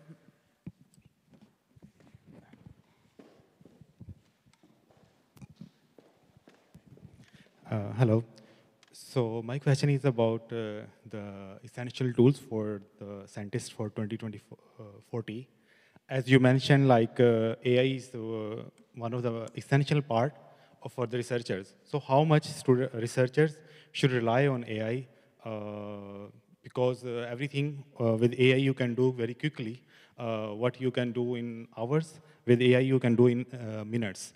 And do you think relying on this much on AI can lead us to the superficial knowledge, not going into the deep, just staying on the top, and you don't have very core knowledge of some fields?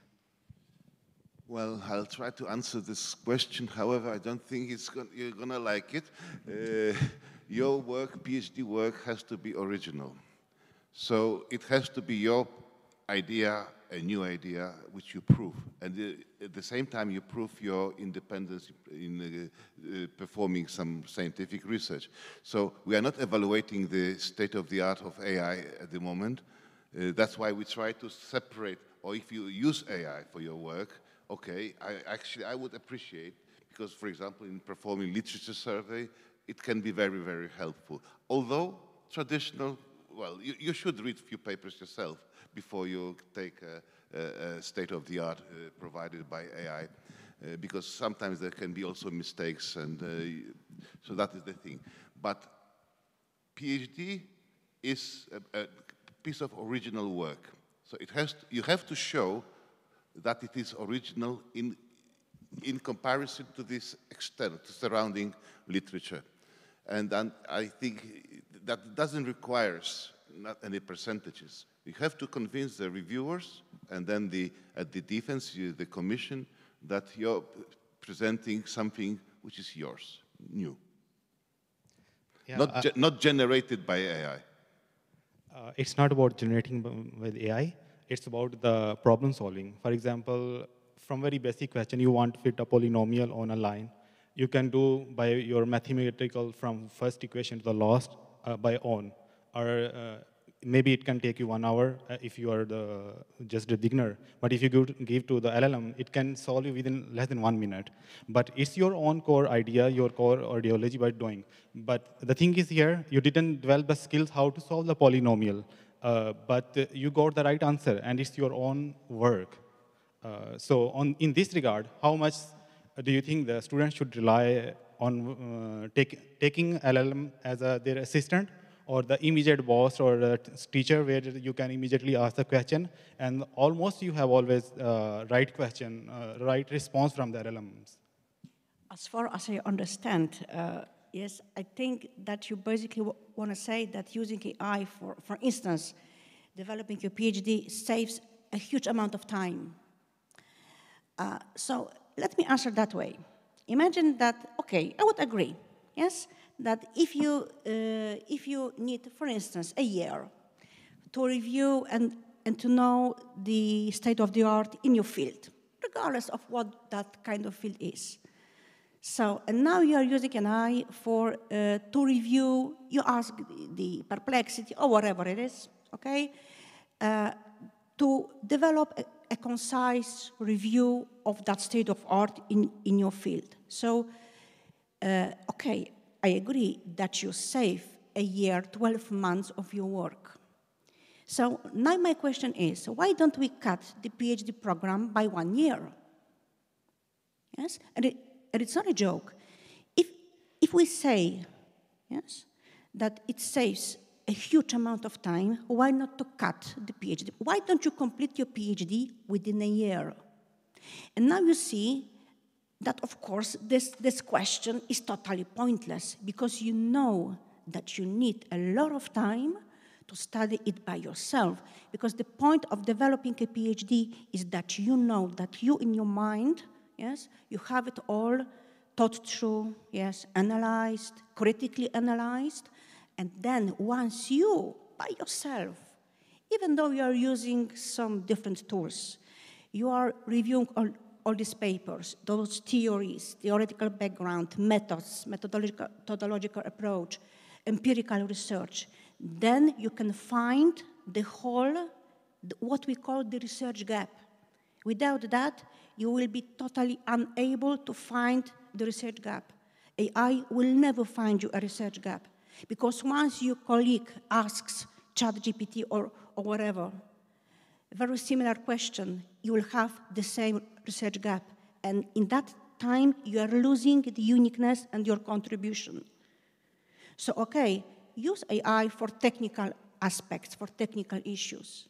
But don't expect AI to replace your knowledge and replace your, I would say, intellectual contribution. It's absolutely not possible.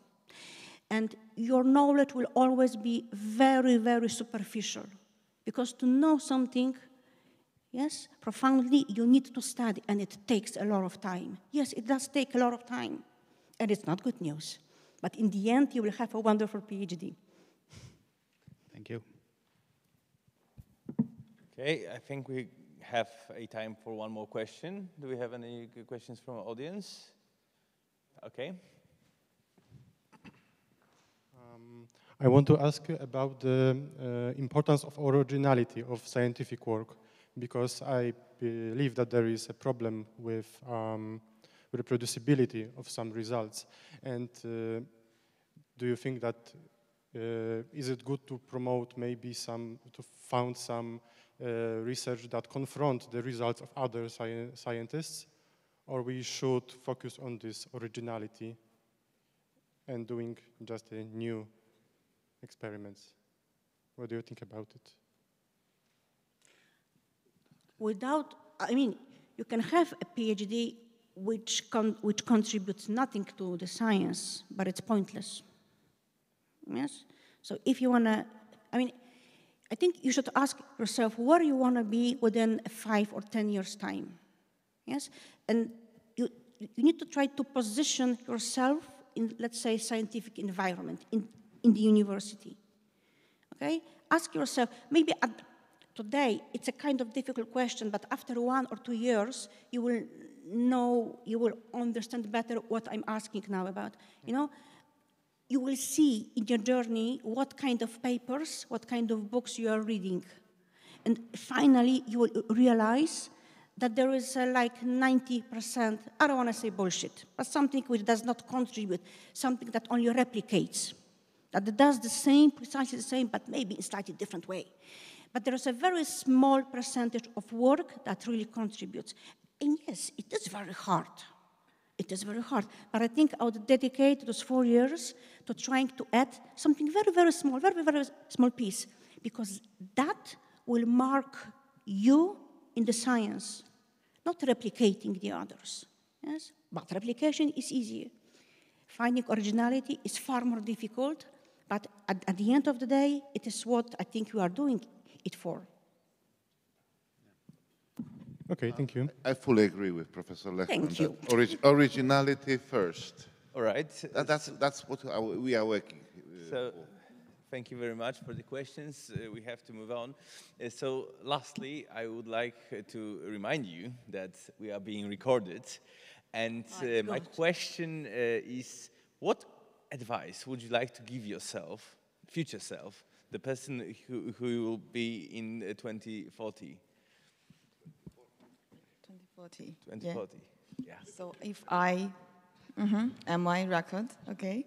So I would say I hope myself will stay curious, stay kind, and I think in science, I plan to continue do my research work or maybe more future, and curiosity always be like your strengths, keep you forward, and maybe like 15 years later, I hope I can do this science with good communications and collaborating, and even maybe like mentoring other people, like all of outstanding scientific here present today. I hope I can do this. Thank you. Thank you. I have figured out 3 elements that I wanted to give myself to my future self, but also to you today, I think, because this is the more crucial than giving an advice to myself. But from my perspective, from my trip that I started here at the university in 2002, so it's 23 years I'm being here. So first, I would say never give up regardless of the obstacles. There will always be walls setting on your road, but it doesn't actually matter. Just trying to jump over the wall. The second thing is you need to accept that science basically is made of mistakes and failures. But the point is that at the end of the day, the winners are those who are learning from those mistakes. So don't worry that you make mistakes. We are all making mistakes all the time. But you need to learn from them, conclude from them. And the last thing is that in science and in any type of work, there is no luck. It's only hard work. Thank you. Thank you. Sometimes there is luck, but accompanying the hard work. But actually, the question was where I am going to be. What advice would you give yourself, your future self? Well, actually, it is difficult because 2040, I'm going to be 73. So basically, I'll be thinking about planting my tomatoes and maybe doing something in the garden. Hopefully, because actually we have relax is the answer. Actually, I think that would be right time just to start my third career. Thank you. Tomek? Okay, so which camera is? That and that. That, okay. So Tomek. They're both on.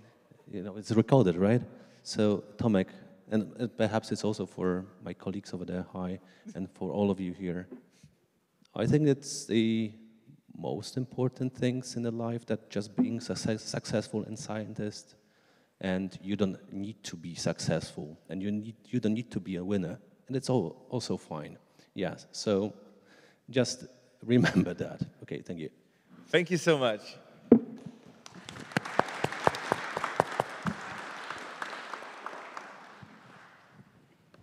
I think Ola has something prepared. So. Yes, I wanted to say tak, but we are doing everything in English. So thank you once again to our panelists for this fascinating conversation about the future of science, and great moderator. And right now we have small gifts for the panelists for the involvement. So just a second, and maybe another round of applause, please.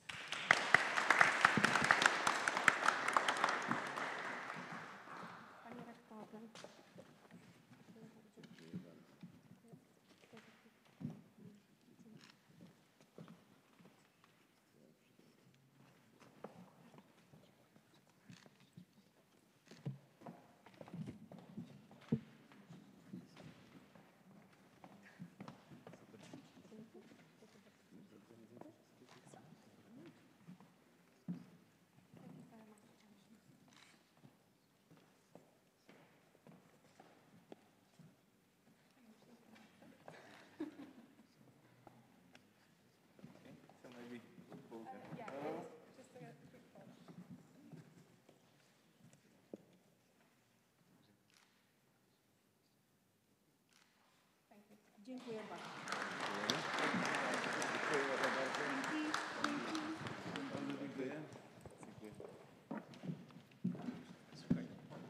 Thank you once again.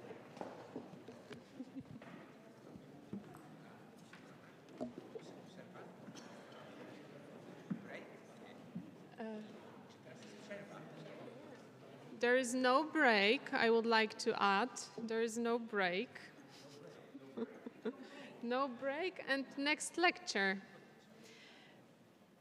Okay, let's move to the next point of our event, and topic of academic ethics, about which our special guest will tell us.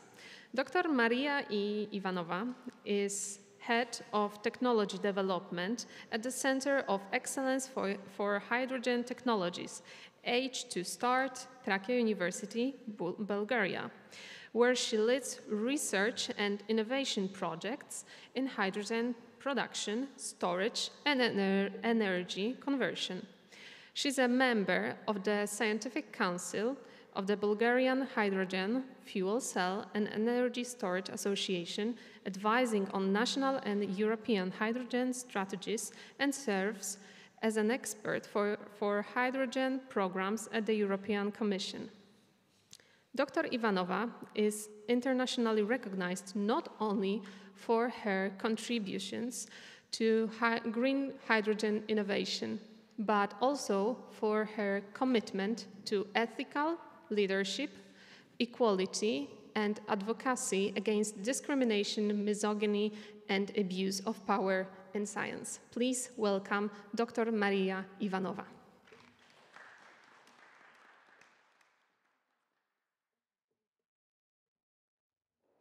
Thank you very much once again. And right now, a little bit earlier, but we are on our last point of that part of PhD Open, and the final lecture is the part of the event is ahead of us, focusing on doctoral training, the modulus, and what to expect during doctoral studies.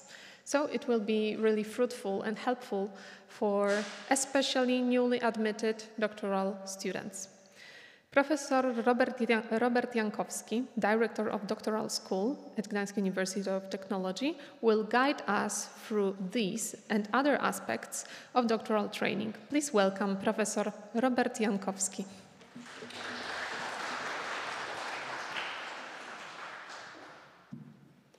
Thank you very much for the introduction.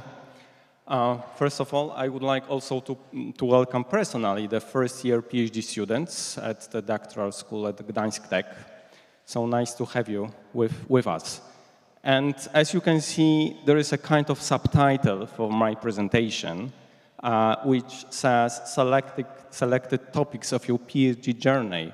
You might remember the lecture at the opening session today in the morning. There was a lot about maps, journeys, so this presentation fits, I hope, fits also to this atmosphere. This is very much dedicated to the first-year PhD students, so I will give quite a lot of details concerning the PhD program and the general aspects of the situation at the doctoral school, but also other people, please do not leave the class. Just stay with us. It will be really nice to have you together with us. Okay, ladies and gentlemen, let me start with the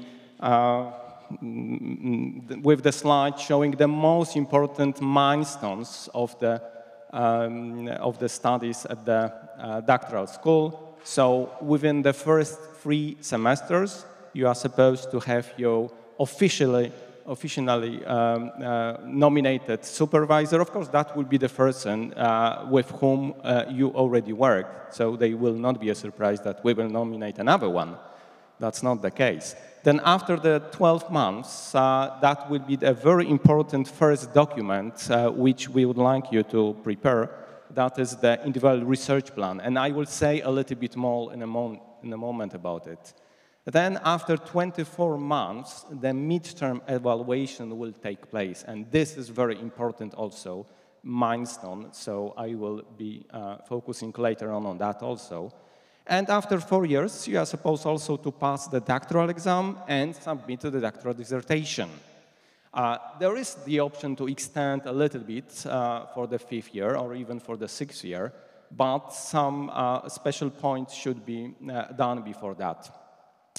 Okay, just a few more words about the 1st, 2nd, 3rd, and 4th year.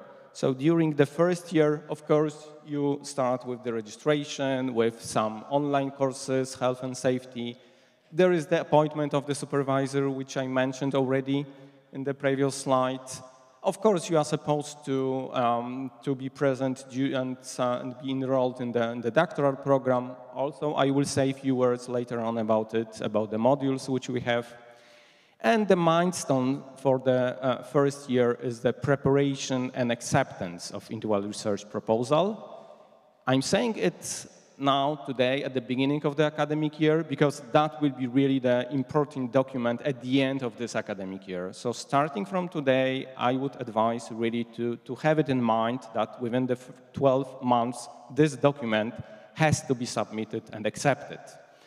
And we will have also the reporting session after the 1st semester and also after the 2nd one, so as to be sure that everything is okay from this organizational point of view. Then in the 2nd year, you will continue your classes, of course, for the specific discipline. And the milestones will concern the midterm evaluation. This is, as I mentioned already, a very important element of the study. And according to the national law, it is obligatory for all the PhD students. Also, I will come back to that in a moment, saying a few more words. During the 2nd year, we have also the reporting session, but after the 4th semester, there is no reporting session after the 3rd semester. And quickly going to the 3rd and the 4th year. So the milestone of the 3rd year, that will be the result of the midterm evaluation, actually. We started at the end of the 2nd year, and we finished the evaluation at the beginning of the 3rd year. Probably you will also have some additional classes later on, and also we will have the reporting session at the end of 6th semester. And the 4th year, classes. Maybe some of you will still have them, because in most of the cases, some disciplines will finish the classes after the first, second, or third semester. And the milestone for the 4th year is the doctoral exam, which you are supposed to pass till the end of the 4th year. Actually, it is also possible to pass it at the 3rd year, but after the midterm evaluation, of course, right? So there is also the option to do it. Actually, very important document which you are supposed also to gain is the document confirming learning outcomes within the Polish qualification framework. We have some national law stating that after finishing the doctoral training, this document, if everything is passed, should be also issued, and this document is also needed to present together with your PhD dissertations. Okay, and graduation, and actually by submitting the doctoral dissertation, you are becoming a graduate of the doctoral school.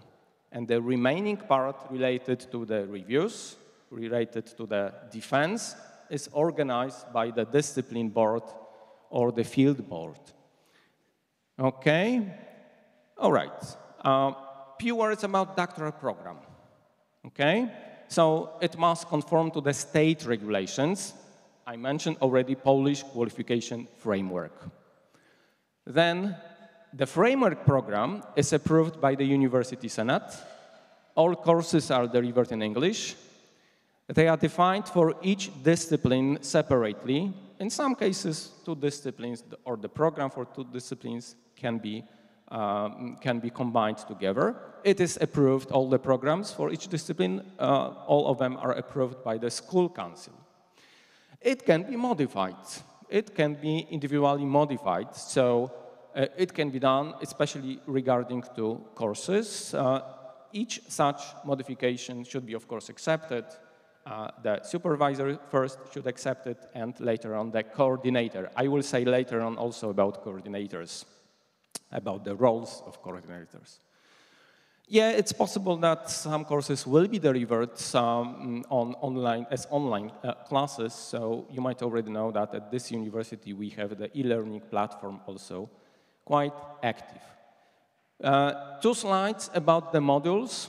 This is not like the most important aspect of this presentation, but let me just say a few important aspects of the doctoral training program. So there are modules. Module 1 and B, these are the classes that provide basic knowledge and specific knowledge related to the discipline you are involved in. Then we have teaching module 2, which is composed of classes developing didactic skills, preparing for an academic teacher profession, and also classes developing social competence. This is very important from the point of view of obtaining those outcomes related to the Polish qualification framework. Module 3, that is related to developing professional skills focused on presentation of the results. So you are supposed to attend all the seminars, presentations at the conferences, and very important scientific articles, scientific papers, scientific publications. This is very important because one of the elements of the educational program is related to publications, and I will come back to that later on. And quickly going to the remaining modules, Module 4, that is related to a midterm evaluation. Module 5 is quite interesting because we also ask you to be a teacher. You will be teachers also. You will teach the undergraduate students or the first cycle, the second cycle students. And as you can see, during the first and second PhD training, we call this the teaching practice activity. During those first 2 years, you will have the passive teaching practice. So you will teach students together with another teacher. But during the 3rd and 4th year, you will be the only one as a teacher. That is also intended to give you the possibility of gaining some additional experience. Now, the exact number of hours which you will be asked to teach is determined by the dean of the faculty running the given discipline. So some of you might be surprised that in one discipline you do not have to do it, actually. That's also the option. But in other disciplines, the teaching load is the maximum one, which is given also here, 30 hours during the first and second year, and 60 hours during the third and fourth year. So please be familiar also with those regulations. We also have all the information on our webpage of the doctoral school. So also please have a look at this information. Maybe I will skip Module 6 because that is related to people who completed Master of Science in different fields than the one covered by the discipline. So in most of the cases, this is not the important one. And the Module 7, I skipped it. Module 7 is related to preparing the doctoral examination in the discipline you are involved in. Okay, now, a few words about individual research proposal. So once again, this is the first really important document you will be asked to prepare till the end of the first academic year. All right? So within 12 months, actually, of starting the doctoral training.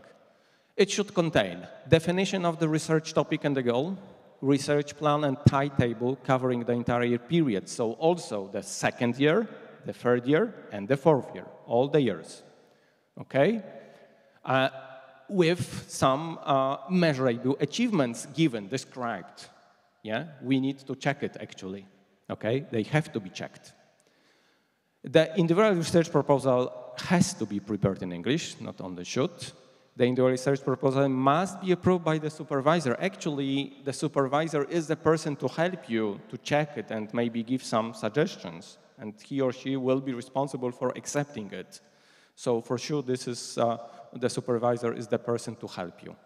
And once again, should be presented within 12 months. Now, why this document is important? Because at the end of the second year, you will have the mentioned midterm evaluation. And actually, that will be related to this individual research proposal because the implementation of this proposal is subjected to midterm evaluation.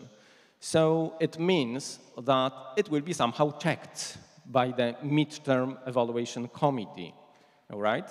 So once again, please, please, please, this document is really important, and please do it in an appropriate way after having the contact with your supervisor or supervisors.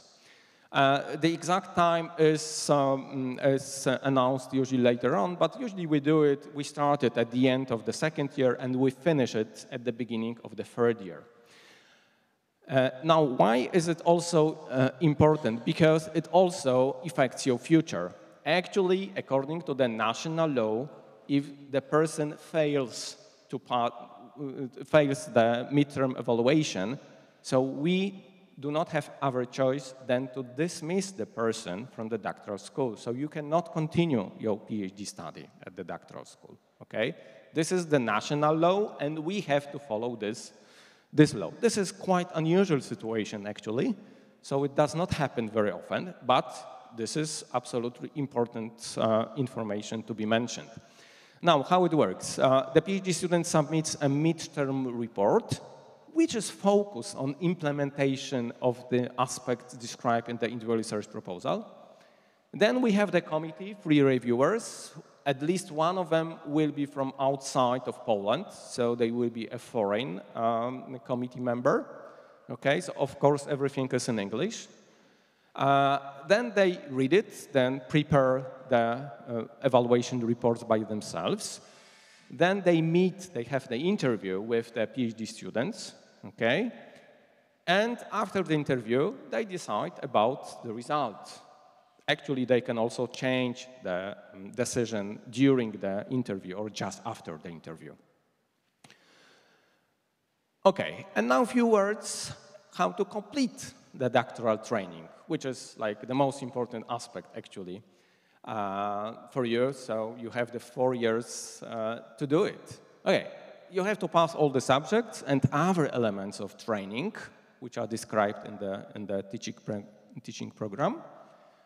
No later than in the 4th year, pass a doctoral examination, okay? Then submit the doctoral dissertation to the appropriate place, to the council. That can be the discipline council, field council, or also we have 2 institutes, so scientific council of the institute, where you are involved in your research. And the last point is rather technical, so present also the document of submission. By submitting the document that you submitted the thesis, it means that you are becoming a graduate of the doctoral school. You are, from this point, a graduate of the doctoral school. All right, what are the obligations of the PhD students? That can be the interesting topic also. To say a few more words, well, I will start with this slide, which indicates that actually the training program at the doctoral school is not, of course, the most important thing you should do. It is important, but we can assess that you should spend not more than about 10% of your time for that. And the remaining part, 90%, definitely should be related to the research. We understand that the research is not so easy. That's why we have 4 years of the studies in the doctoral school at our university. In some countries in Europe, or I would even say in many countries in Europe, there are only 3 years for the PhD studies. Okay, just main obligations. Of course, you have to carry out individual research training program, attend the classes, etc. Systematically implement the individual research proposal I was talking about. Now, the third point is really very important because carrying out the research should be done at the university on site, all right? And actually, according to the university regulations, the PhD students have to stay at least 30 hours on site at the university, conducting the research, but also attending the classes, etc. So all activities should be done here, all right? It doesn't mean that you have to just count 30 hours and say to your supervisor at the end of Thursday, for example, that, okay, I finished because I've done 30 hours and now I will not come tomorrow. Okay, that's not the case. That is the minimum number of hours, okay? Of course, the supervisor is the person also to direct you, to give you the suggestion how to proceed with your research, all right? So it's also the option that you will have to stay longer than that. And also what is more, you are supposed to keep a kind of a record of those hours. Even, a simple piece of paper and writing the hours, the number of hours for each particular day is also acceptable. Actually, the regulation says that it should be agreed with the supervisor and accepted by the school director or coordinator. So that is also quite important to underline, all right? Now, of course, you are supposed to participate in internships, scientific schools, academic conferences. That is not obligatory. The only obligatory thing is at least one presentation in English during the conference, which is not a lot, actually. I hope you will agree with me. Okay? You have to report on the progress of scientific work, complete, if it is obligatory, active and passive teaching practice. Of course, you have to follow the regulations. All the regulations concerning the doctoral school can be found also at the webpage of the doctoral school. So also I would encourage you to have a look at that. Yeah, please inform the doctoral school office about all the changes, personal data, addresses, etc. I will skip the last one. Okay, now let me come back to publications, because this is like also very important issue to underline. So publications are included in the doctoral program, in the training program. So from that point of view, you are supposed to gain 100 points from your publications. Now, I'm aware that maybe some of you might not know the system with the points in Poland. That's obvious, because you have just arrived, or most of you have just arrived. Okay? So just few words, and for sure, you will have more information within weeks talking with your supervisors, with your colleagues maybe, etc. So we have a kind of a list of all the journals which is accepted by the Polish Ministry of Higher Education and Science. And each journal is somehow counted, okay? There are journals with 20 points, 40 points, 170 points, 100, 140, and 200 points, all right? And of course, usually that is not the general rule, but usually the top journals are counted for 140 or 200 points, with some exceptions maybe. Yeah? So first of all, in order to pass this item, this element of the doctorate training, you need to have the publications in the journals from this list. That's obligatory, actually. And moreover, you should have publications in the journals which have at least 40 points, all right? Now, there is also another requirement that one of the publications should be the publication in the journal which is indexed in Web of Science or Scopus and has at least 70 points. And below, there is also a kind of detailed explanation how those points are counted. So, if you are the only author of the publication, which is a very unusual situation, actually, but it might happen. Yeah? In most of the cases, you work with your supervisor or supervisors, or with some other people who help you. So they will be multi-author publications. But if it happens that you will have one single publication and you are the only author, so you will gain 100 points. Then if you are the first author and there are more authors than you, or the second author, then you will have 50 points. And in other points, in other situations, the points are divided into number of authors. Now, I know that it sounds maybe a little bit complicated at this moment, but let me say the most important thing. Those regulations are not very tough, okay? Believe me, they are not very tough. Usually, there is very unusual situation that after 4 years, actually last year we had only one person who didn't fulfill this requirement. This year, we have 2 people who didn't do it. So it's not very often, yeah? So those regulations are quite, not so tough, I would say, yeah? But this is like the minimum, the basic. You will talk to your supervisors, and the supervisor will say, okay, that's fine, but we need to publish more publications. So actually, the decision is in the hands of your supervisors. Of course, you have to cooperate and to conduct the research, so you are involved in the process. So this is only the minimum. Also, it is also possible, actually, to have your PhD dissertation in the form of set of papers. So a number of papers can be collected together and presented as the PhD thesis. That's also the option. Yeah? Another option is writing a monograph, all right, or a kind of a monograph. Yeah? So from this point of view, more publications are usually needed. Okay, so I'm talking here about educational program and the minimum which we require. All right, now, few words about mobilities. We absolutely encourage you to attend all the international conferences outside, also outside Poland. Also, there are quite good international conferences organized in Poland, and then the costs are a little bit cheaper. You can participate in the international internships. We offer some possibilities also. However, all mobilities should be reported, okay? They have to be accepted. We have a system also described at the webpage of the doctoral school concerning acceptance of the mobilities, so please do it. Okay, rest breaks. We do not expect you to work all the time, 12 months, 7 days a week, starting from 9 o'clock in the morning and finishing at 10 o'clock in the evening? No. You need to think about also your physical and about your health. So there is a possibility to use the rest breaks.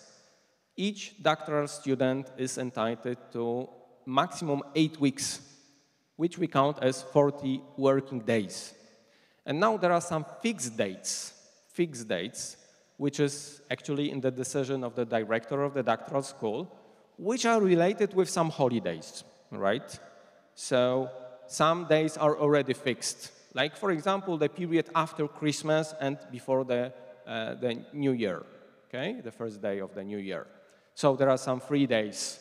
So this is like the period to rest a little bit. And there are usually 10 days, yeah, for that. This year also we have 10 days already decided, yeah? And the remaining 30 days is up to you. We recommend that those dates should be used during holidays, so July, August, till the beginning of September. But we understand, especially in case of foreigners, that something might unexpected happen and you need to come back to your country for some personal reasons. It is also possible during the academic year, under the condition that it will be really a short visit, not a long one. Because, of course, at the same time, you are supposed to attend the classes, conduct the research, and this is also important from that point of view. But a longer rest break can be later on arranged during the summer holidays. That's the option I would recommend.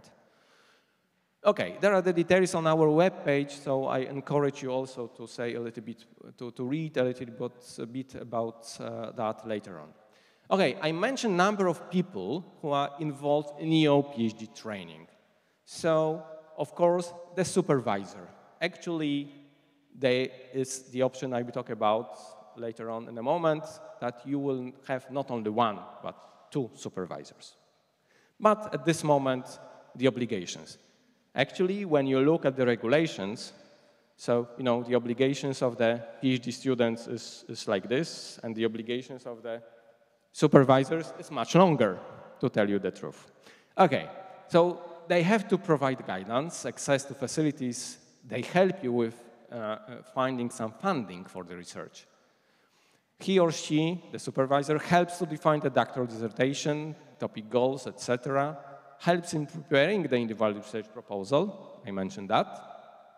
He or she reviews it, the individual research proposal, and also helps you with preparing the report, which is used during the midterm assessment.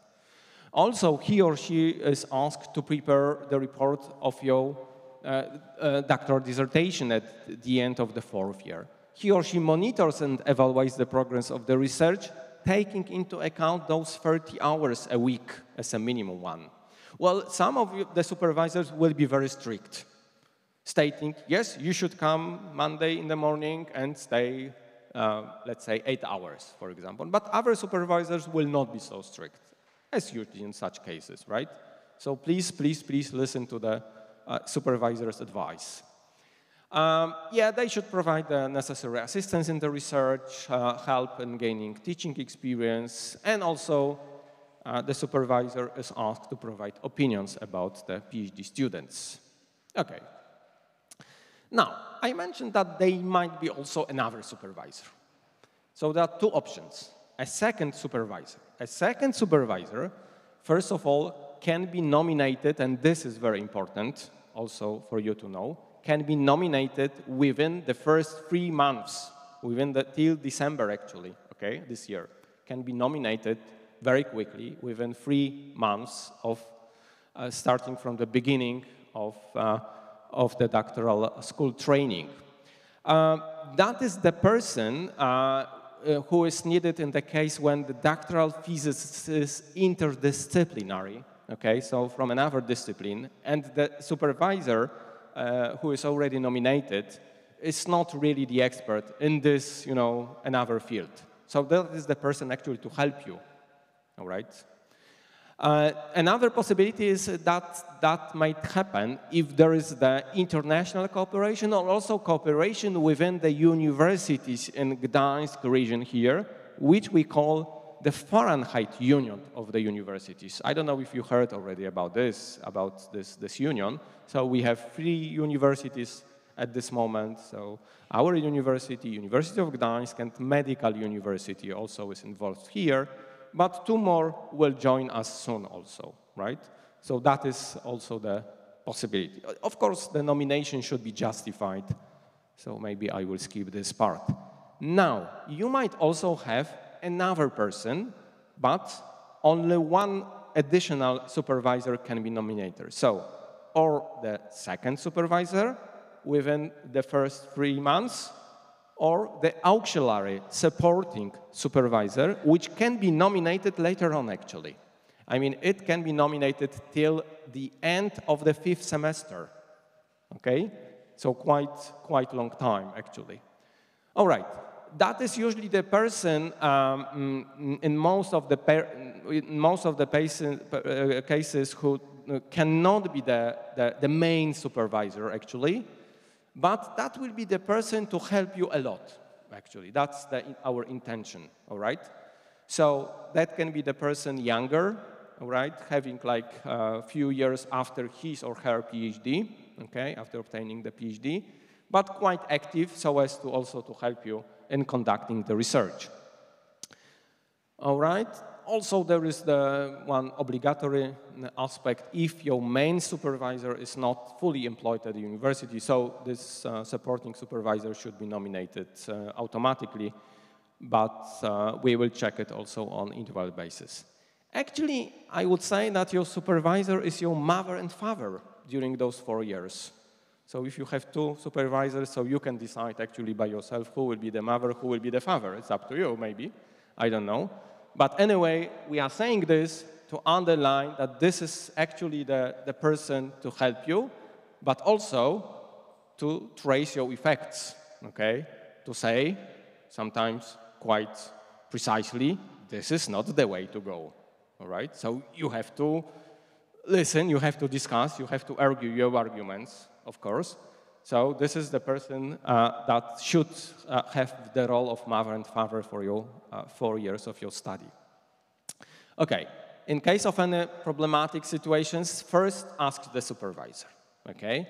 If it does not solve the problem, please contact the coordinator.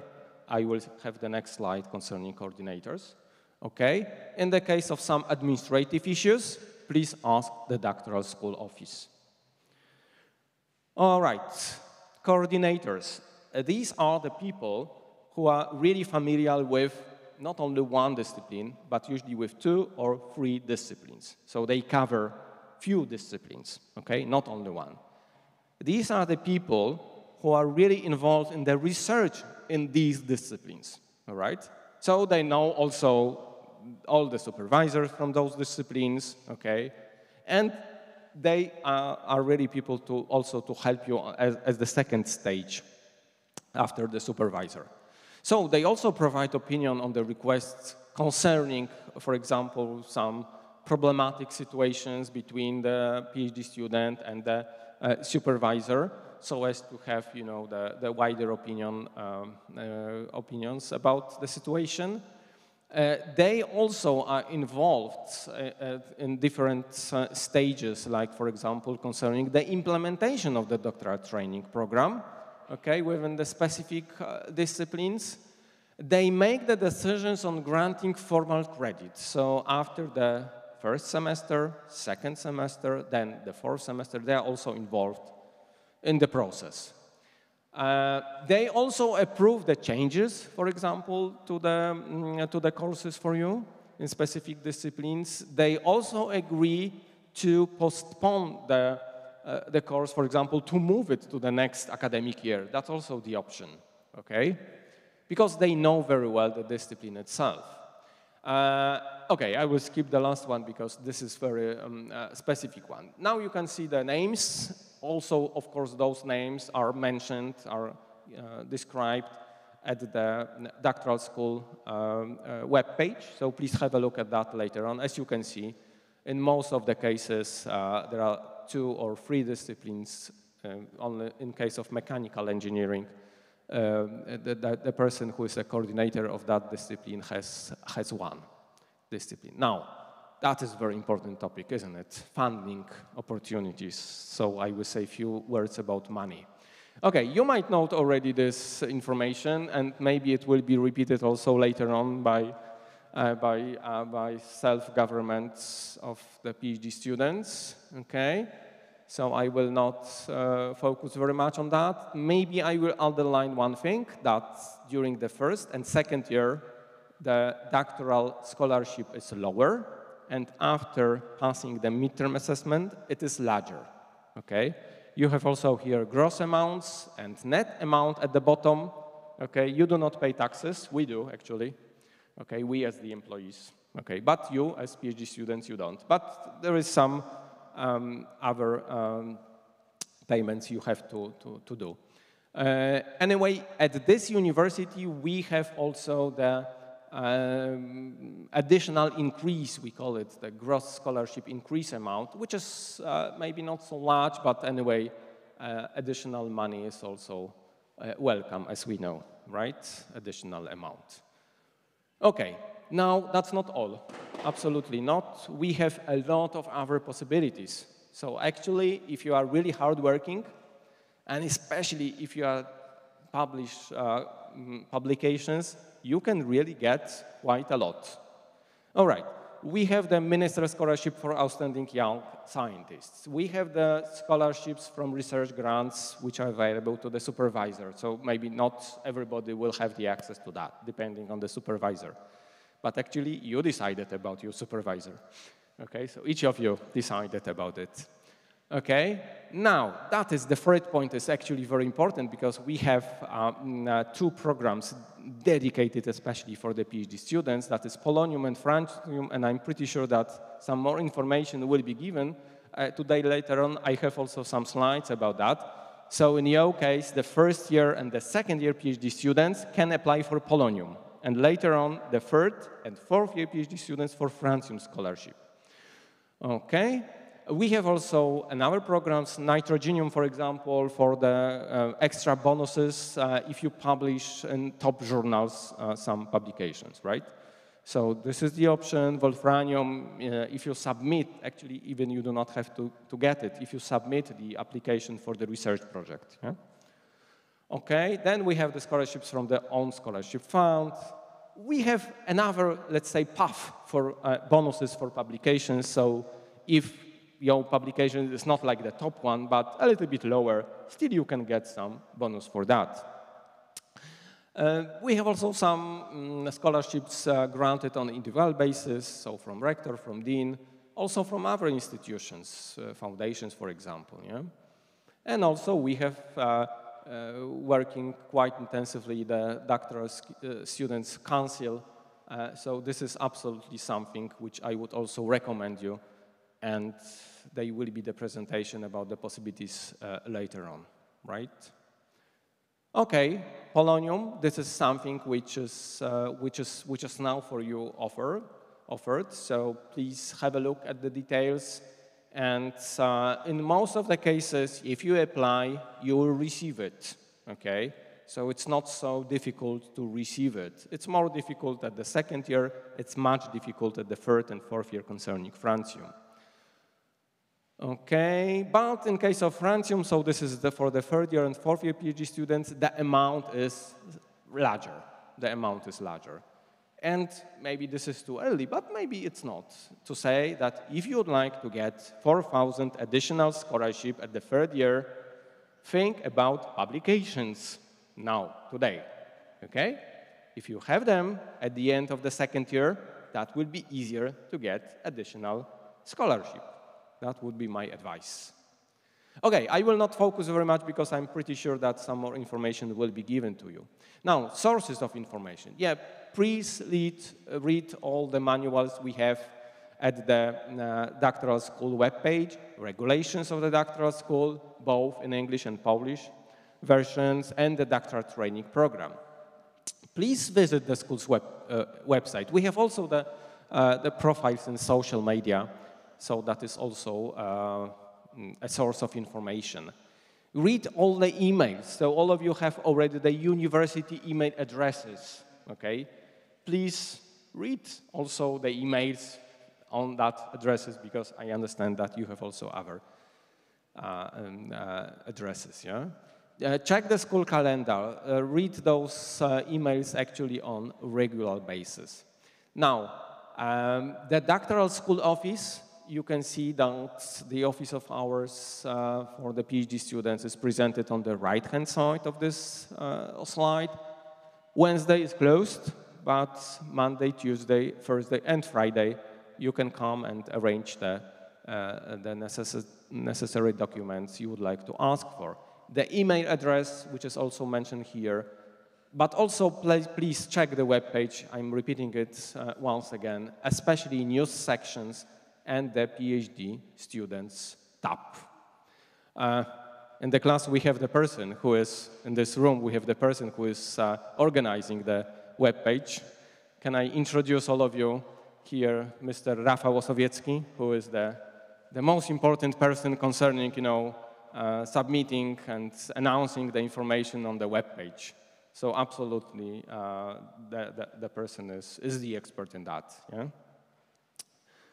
Okay, do we have any other staff members of the doctoral school office at this moment? I do not see. The vice directors were introduced before.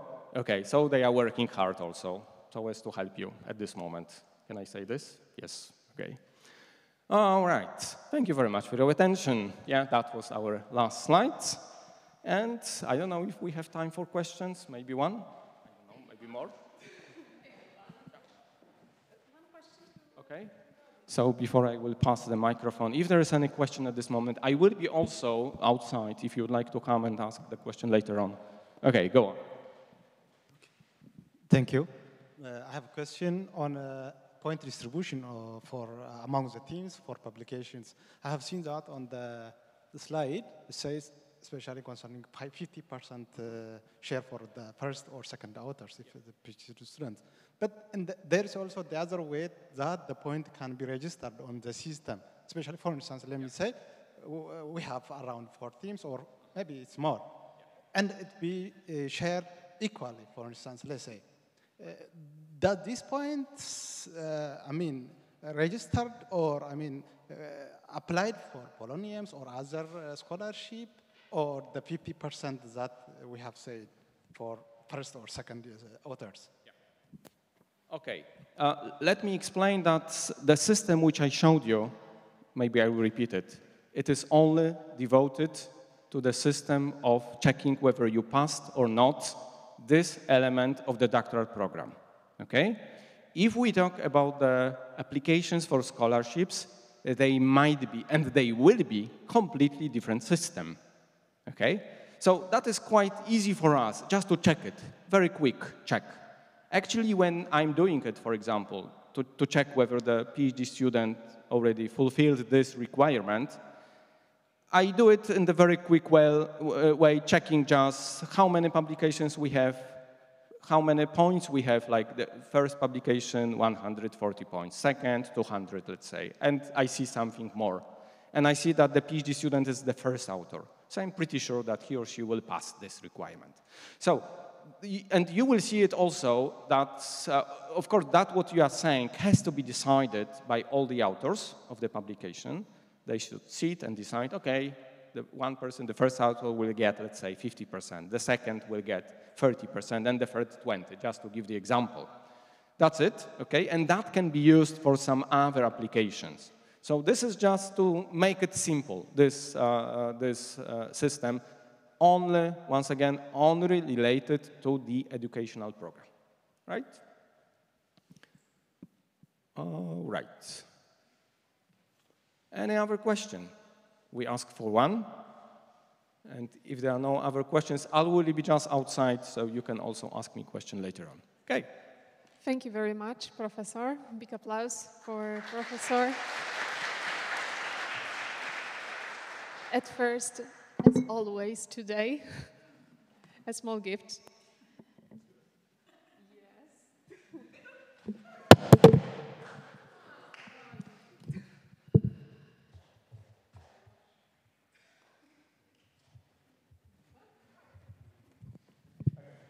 Thank you. Okay, dear guests, doctoral students, this is a time for a lunch break, but please listen to first before quitting. This is a time for a longer break, lunch break, the last segment of the event. So presentations of units 4, doctoral students which are helpful and just help us in our journey. They will discuss things and areas in which they can provide a help and assistance for you.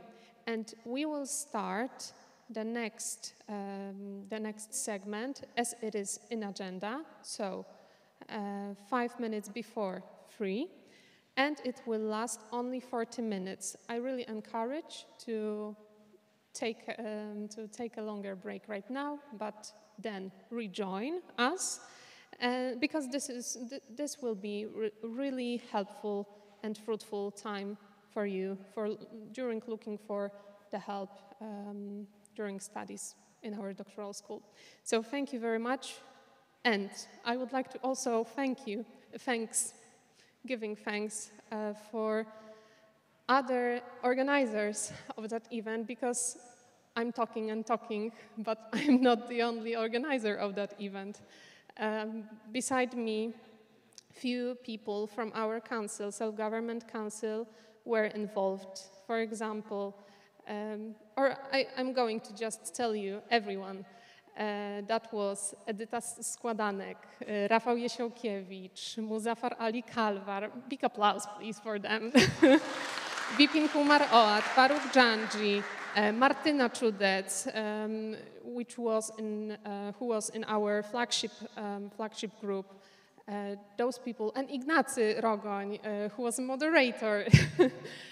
Those people, that group was really helpful, and the final look of that event is thanks for them as well. So thank you very much, and let's restart after the lunch break. Thanks.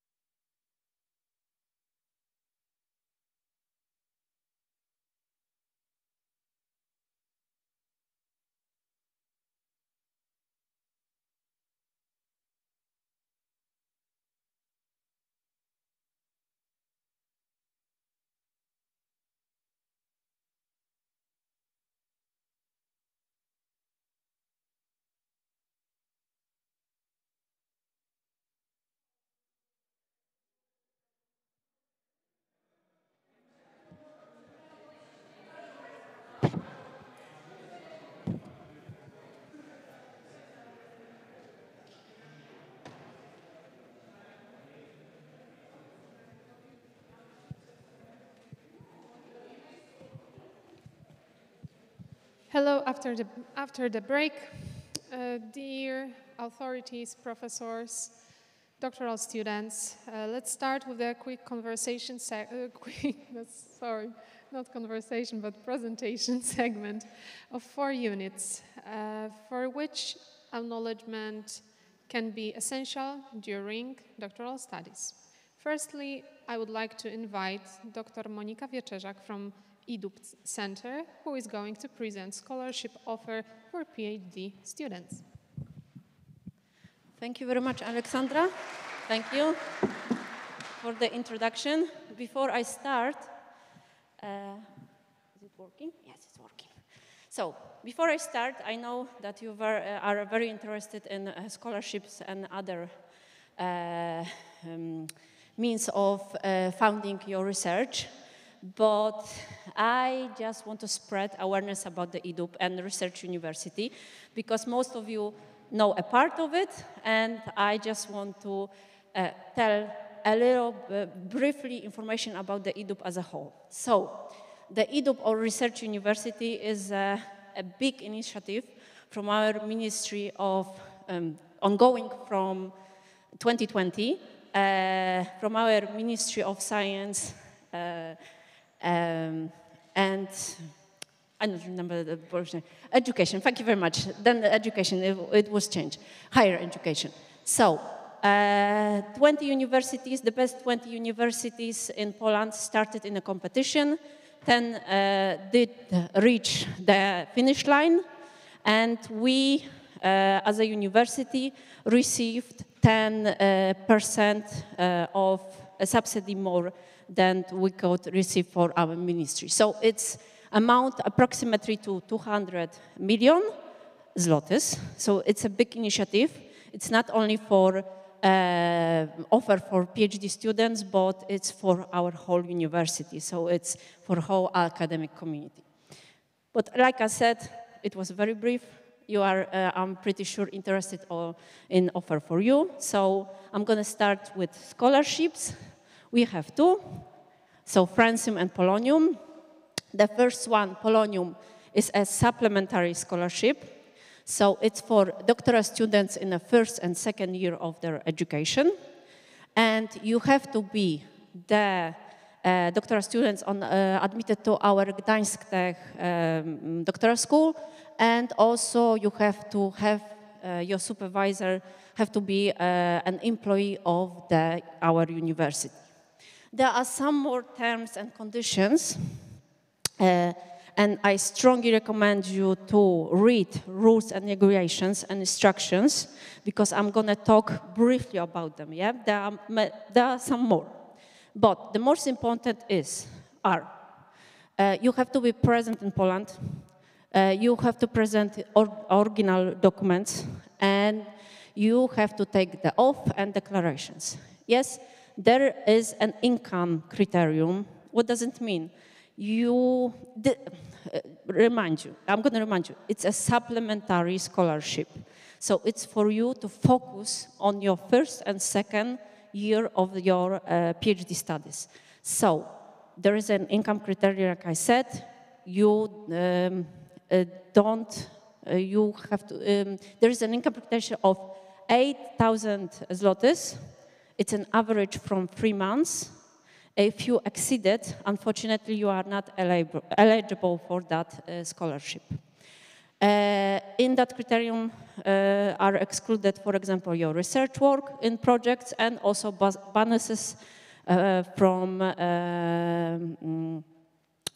publication. For example, if you get from Nitrogenium, we have a program for publication in the highest ministry points. It's excluded from this limit. Yeah. So you have to also have a positive opinion of your supervisor. The next is Francium. So Francium is for third and fourth PhD students in your fourth and third and fourth year of your education, it's maximum of 4,000 zlotys, but the 4,000 zlotys are for doctoral students that received in ranking the highest amount of points. The points are based on the two achievements that you declare in the application. There is also an employment criterion. There is also, in terms and conditions, you have to meet the positive opinion of your supervisor, and you have to have in your scientific career an article published or manuscript that is accepted for publication in 2025, for 2025, so the year before. And the article have to be connected or related to your further dissertation. Yes? So, how do you apply? You apply, first of all, I'm going to remind you, please read the rules, regulations, and instructions on our website. Second of all, you have to apply through our Moja PG system. There are forms there. You can read them. The deadlines are 15th of November and 5th of November. Don't mix those dates. On our website, you're going to see all the guidelines, instruction, and etc. A little bit of disclaimer. Some of you want to share by email request for sharing the files. Please see or update your browser, because some of you are using not the latest browsers, and unfortunately the OneDrive where the files are put in, unfortunately is not working with some of the browsers. Before you ask me to share the files, check your browser or check another browser, okay? Other funding possibilities in EDUB. There are right now ongoing free calls. Unfortunately, the deadlines are a little bit short, but the date here was a disclaimer for my presentation. So the first one is titanium. There are funds for your international legal protection of your invention. What does it mean? We found your the legal protection patents really for your invention worldwide. Another one, if you have some ideas for a business, you can apply to molybdenum in our startup school. It's also founded by EDUB. And another, the third one really, there are bonus payments if you are very active in applying for projects, but from the external sources. What does it mean? If you are applying, for example, for projects in a National Science Center, so our Polish NCN, you can, if you exceed the positively, the formal evaluation, you can try to receive bonuses in our payments. So the first and the third, titanium and wolframium, are, you can try to apply or submit your application in our Moja PG system. And molybdenum is in startup school. You have to go to their website. So these are my contact information. I am from the EDUB office. The doctoral school, if you are curious about the polonium and francium, you can write to these emails, address emails. And if you are interested in if you want to further proceed your business ideas, you can apply to the Gdańsk Tech Startup School. So thank you very much. This is my presentation. I know sometimes I am very, hard-headed, but do we have some time for the questions? 2 questions. Do we have any questions? If not, we can, take a picture and then write to me or other people from these addresses. Yeah? Thank you very much. Thank you. We thank you.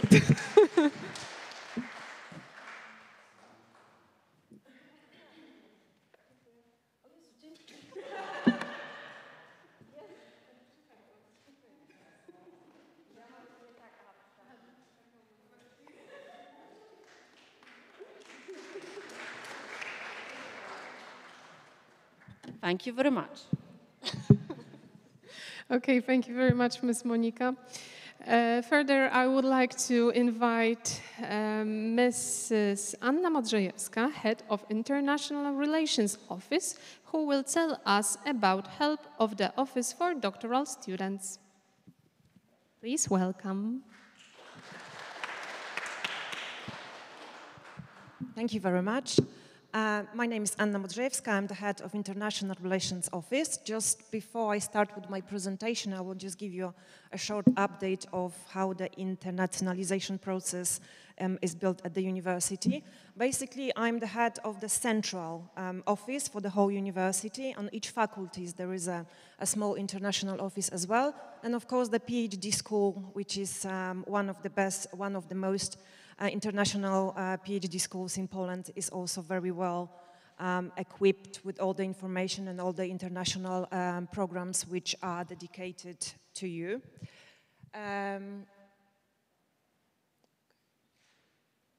I will skip some of the slides because, you know, they are just the whole information about how the process of international education and research activities are based in Poland, at Gdańsk University of Technology. But two of the most, I would say, information on we are part of the CISAR forum. CISAR forum is the network of the technical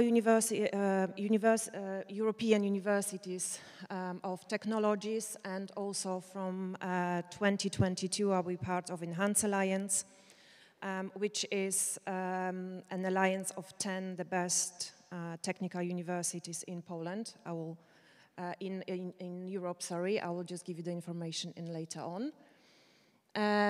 This is the web page of our International Relations Office. You will find us under this web address. And what we do in our office, we deal with the mobility projects, which are for the whole university and also for PhD students. We are also responsible for international admission, for international cooperation, and so-called internationalization at home, which means that on the behalf of the whole university, we apply for some programs which helps our university to become more international and to prepare our university in terms of helping international students, PhD students, and researchers and staff as well. A project that are run at the moment at our office is the Erasmus Plus project. There are two projects. One is called KA131, which is for the mobility within the European Union. And also we have funding for mobility for outside of the Europe, which is KA171 Erasmus Plus project. We also part of Enhance Plus project. That's the project within the initiative of European universities in European Union. One of the institutions that we cooperate very closely, it's NAVA. It's the National Agency for Academic Exchange.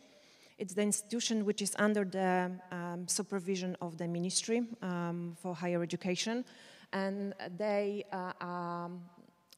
have a lot programs for institution in Poland and also for individual students and researchers.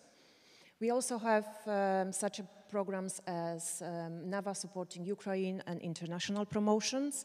And Monika also gave you a short introduction to the EDUP programs. We are responsible for the three programs which are dedicated to mobility. it's Americium, Einsteinium, and Europium. However, you will not be able to be the beneficiary of those programs. However, there are some things like we have the EDUP Einsteinium, which is the short-term incoming visits. So we are able to invite at the, to our university international staff, researchers, or educators. With the cooperation of your promoters or PhD schools, you will be also able to suggest invitation of those guests.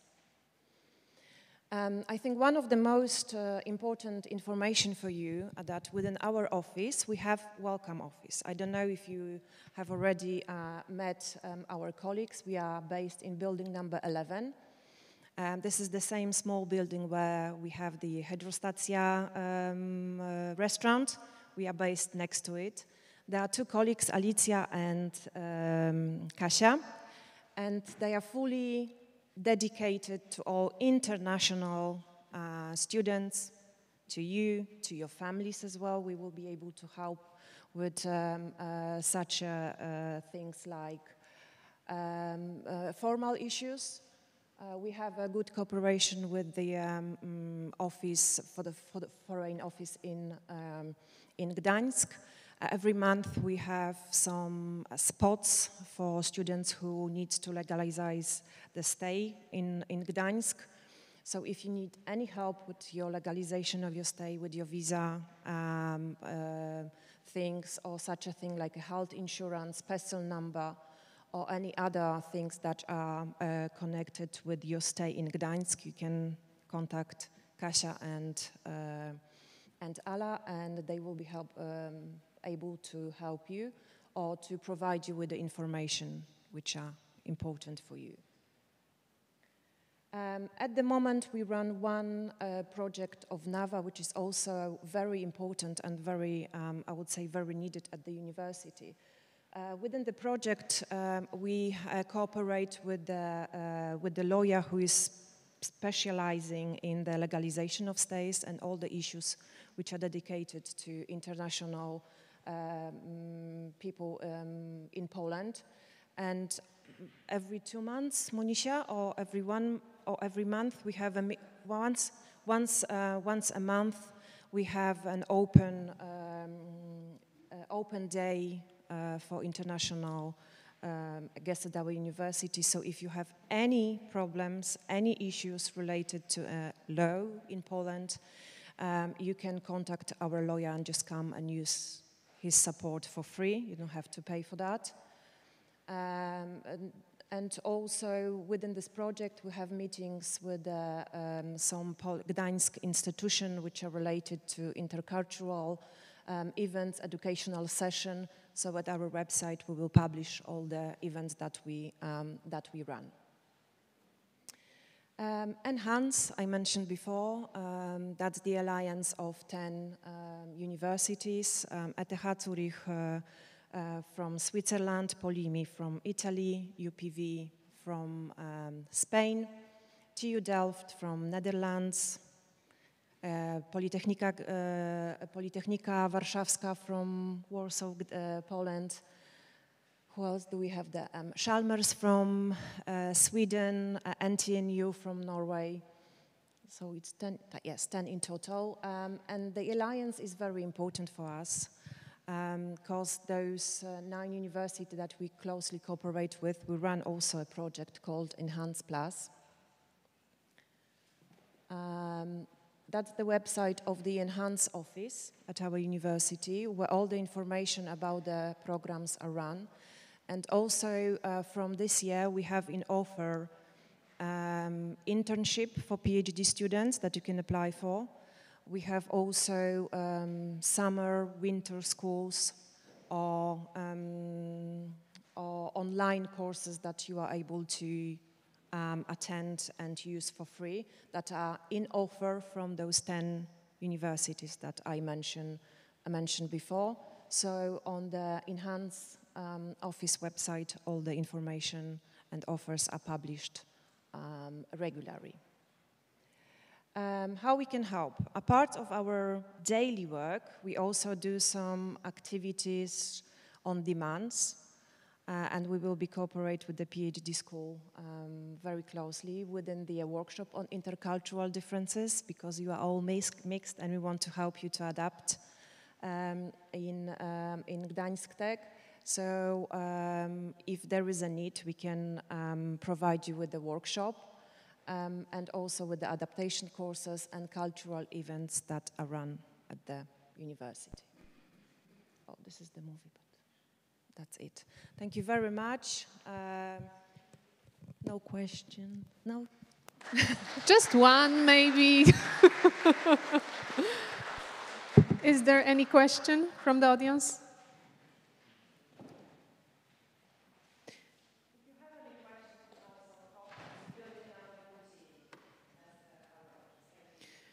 Mrs. Anya, thank you very much. We have Miss Anya. Sorry, Miss Anya. Thank you very much. Thank you. Okay. Right now, the stage will be for Agnieszka Lędzion, the head of Young Researchers Office, and quick presentation about general activity and an offer for PhD candidates. Yeah, so yes, it will be a very short presentation. Hello, I'm Agnieszka. How are you? Fine. That's good. I think that this presentation will be also okay for you. So I'm here because Ola invited me, so I'm very grateful for you.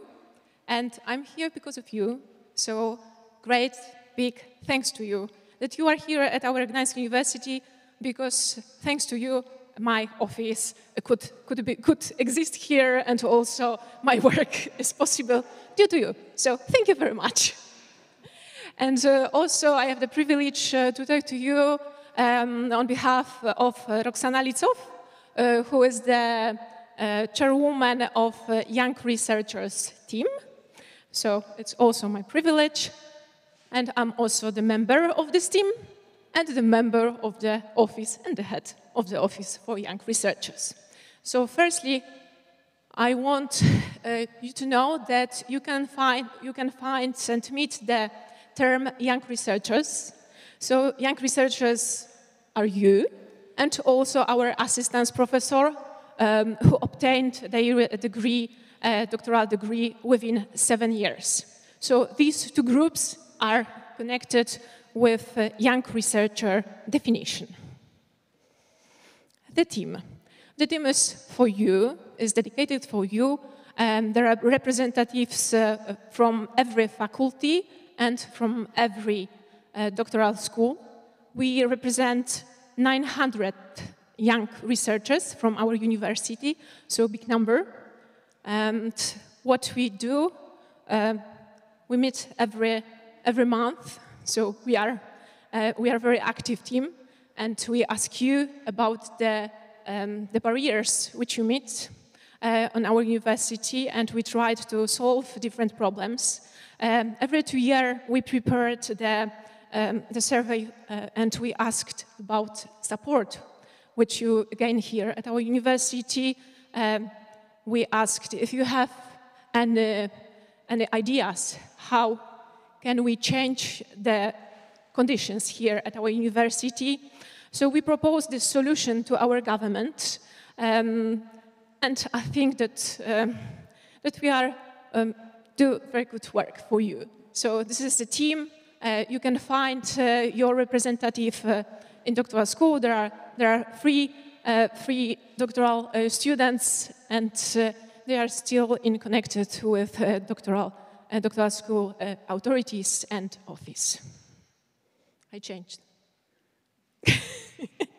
Okay, this is my office. Wonderful team. Only three people, but of course we are very active, very positive, and if you have any problems or if you want to go to us to drink coffee, yes, you are invited. But apart of it, what we are doing every day, we run a few projects. At present moment, there are only 4 projects, and we prepare to support you, to have funds for you, for your research, for your internships, for your publication, and so on and so on. So yes, we are trying to get new projects.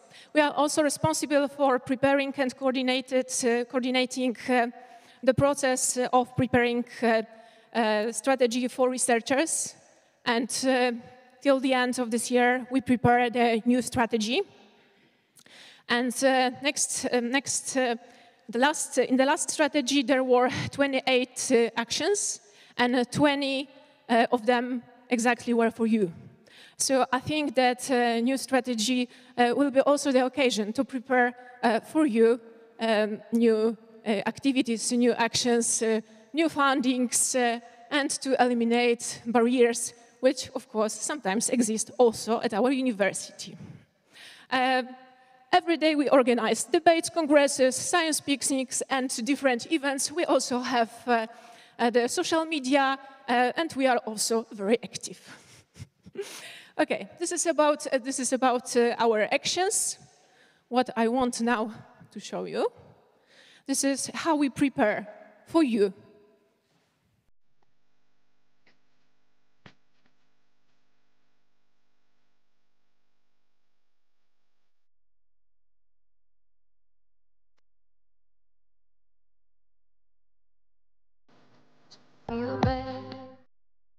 Thank you. And now, how we work with you.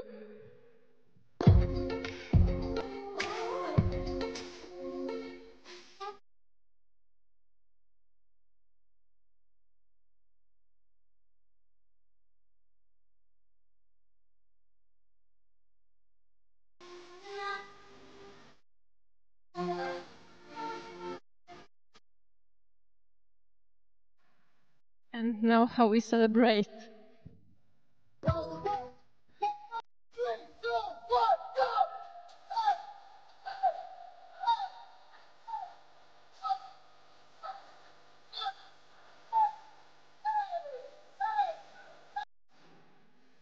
This was exactly the Congress for you, which we prepared, which we organized 1 year ago.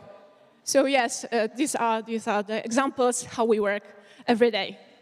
And now you can take your phones, because there are some dates which you can save. Of course, there are also on our pages and our social media. So it's good to know that next week we have the Oxford debate on AI. So I invite you to come to us. On November, we will have the great Young Researchers Day, so exactly your event. And in December, the conference about practical issues on projects. And it's also dedicated to you, because one of the barriers which we find is that you don't know where to find money. So this is exactly the conference, how to get foundations for you. Now phones. You can take pictures, of course. This is our website and our social media. LinkedIn or Facebook, what you prefer. And also address of us also Hydromechanics building, so near the welcome office. Next door to welcome office from the opposite part of the building. And you can, of course, write us, email, call us, write by messenger, or whatever, and whenever you want.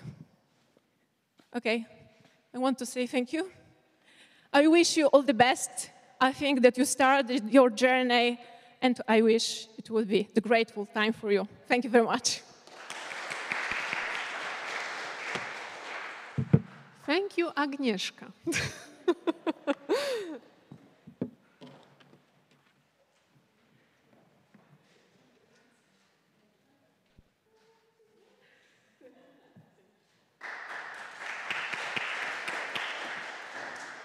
Unbelievable. We are on time.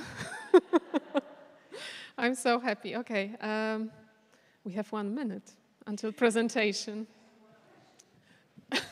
Maybe someone has got a question? about anything, previous three presentations? Okay, if not, I can start, okay, with... So, the title of my presentation is Welcome to Gdańsk Tech Doctoral Student Self-Government, because as you have been recruited successfully, you became members of our self-government. Of course, it is such an honor to be the member of our self-government. No, it's just a joke. But since you became a doctoral candidate, you have started a journey which can be sometimes difficult for you. But today's event is for you to present that there are units at our university which can help you during if you encounter any difficulties during your doctoral studies.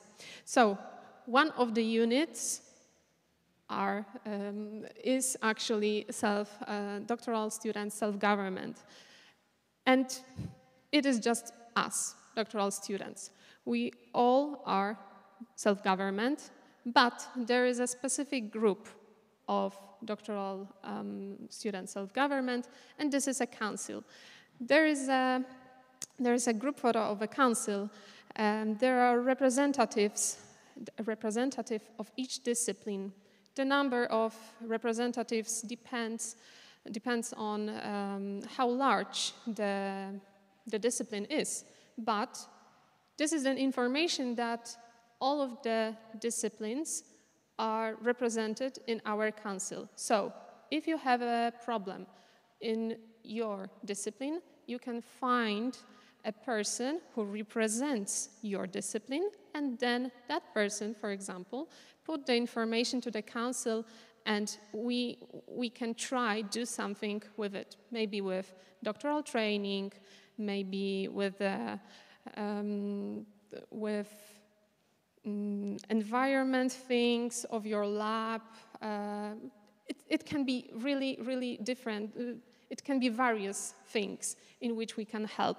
But what I wanted to say, that you are represented, all of the disciplines have got their representatives, and you can count on them in any help. But what the council does?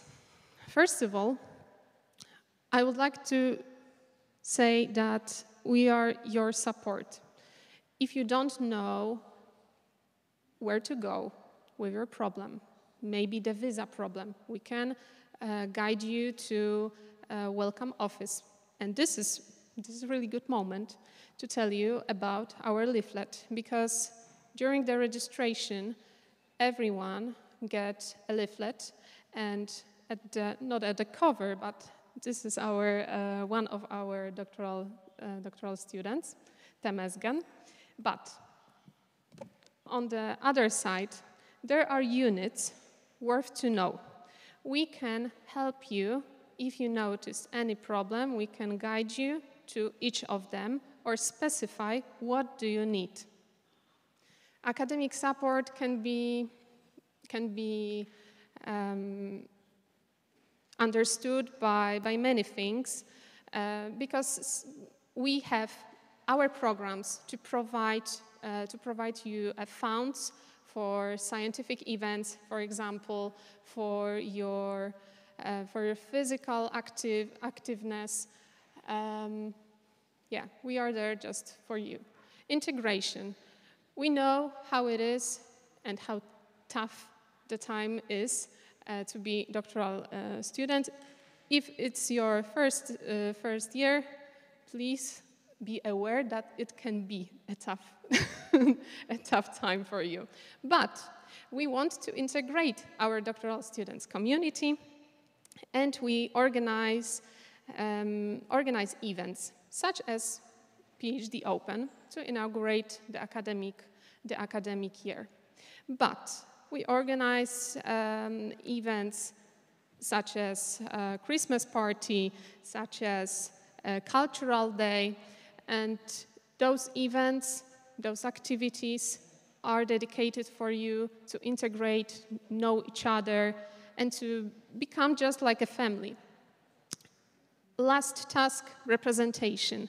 We as a council represent you towards university authorities. For example, if you encounter a problem at the stage of doctoral school, you have an appeal of the decisions of director's decision, and we can guide you and help you to maybe submit an appeal towards higher university authorities. Situations like that occur. So this is worth to know that you can count on us. So our programs. Since maybe 2 or 3 years, probably 2 years, we have a program of co-financing of benefit multi-sport cards for members of the, something was cut, but members of the SDPG, self-government, because we call as well self-government as SDPG, from the first letters of the official name. So this is a program in which you can obtain a card, get a card, multi-sport card, which gives you an opportunity to train on a gym. You can do squash, tennis, basketball, anything you want. There are 2 forms of that. Light version and full coverage. If you are active and there are situations in which we can think and recognize your application that you are an active member, really active member for the whole government, you can get a full coverage. So this is really important to be involved in self-government life. Maybe when you are active council member, but I underline, highlight active. Okay, in general of the program. During academic year, there are 2 editions of it. We will start, it's October. We will start in next month the new edition. You will get an information on your email boxes that we will open the registration process.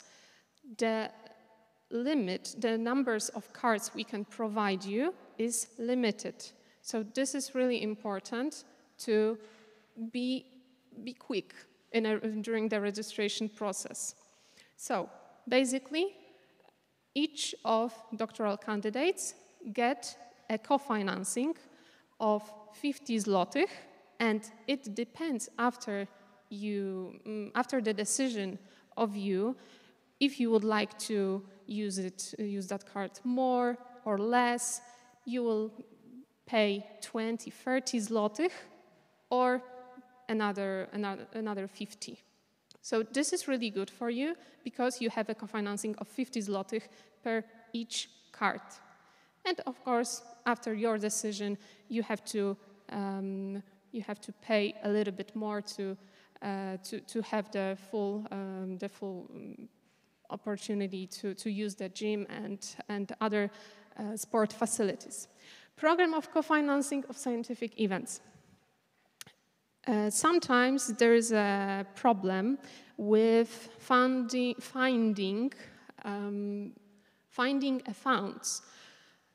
fund for scientific events.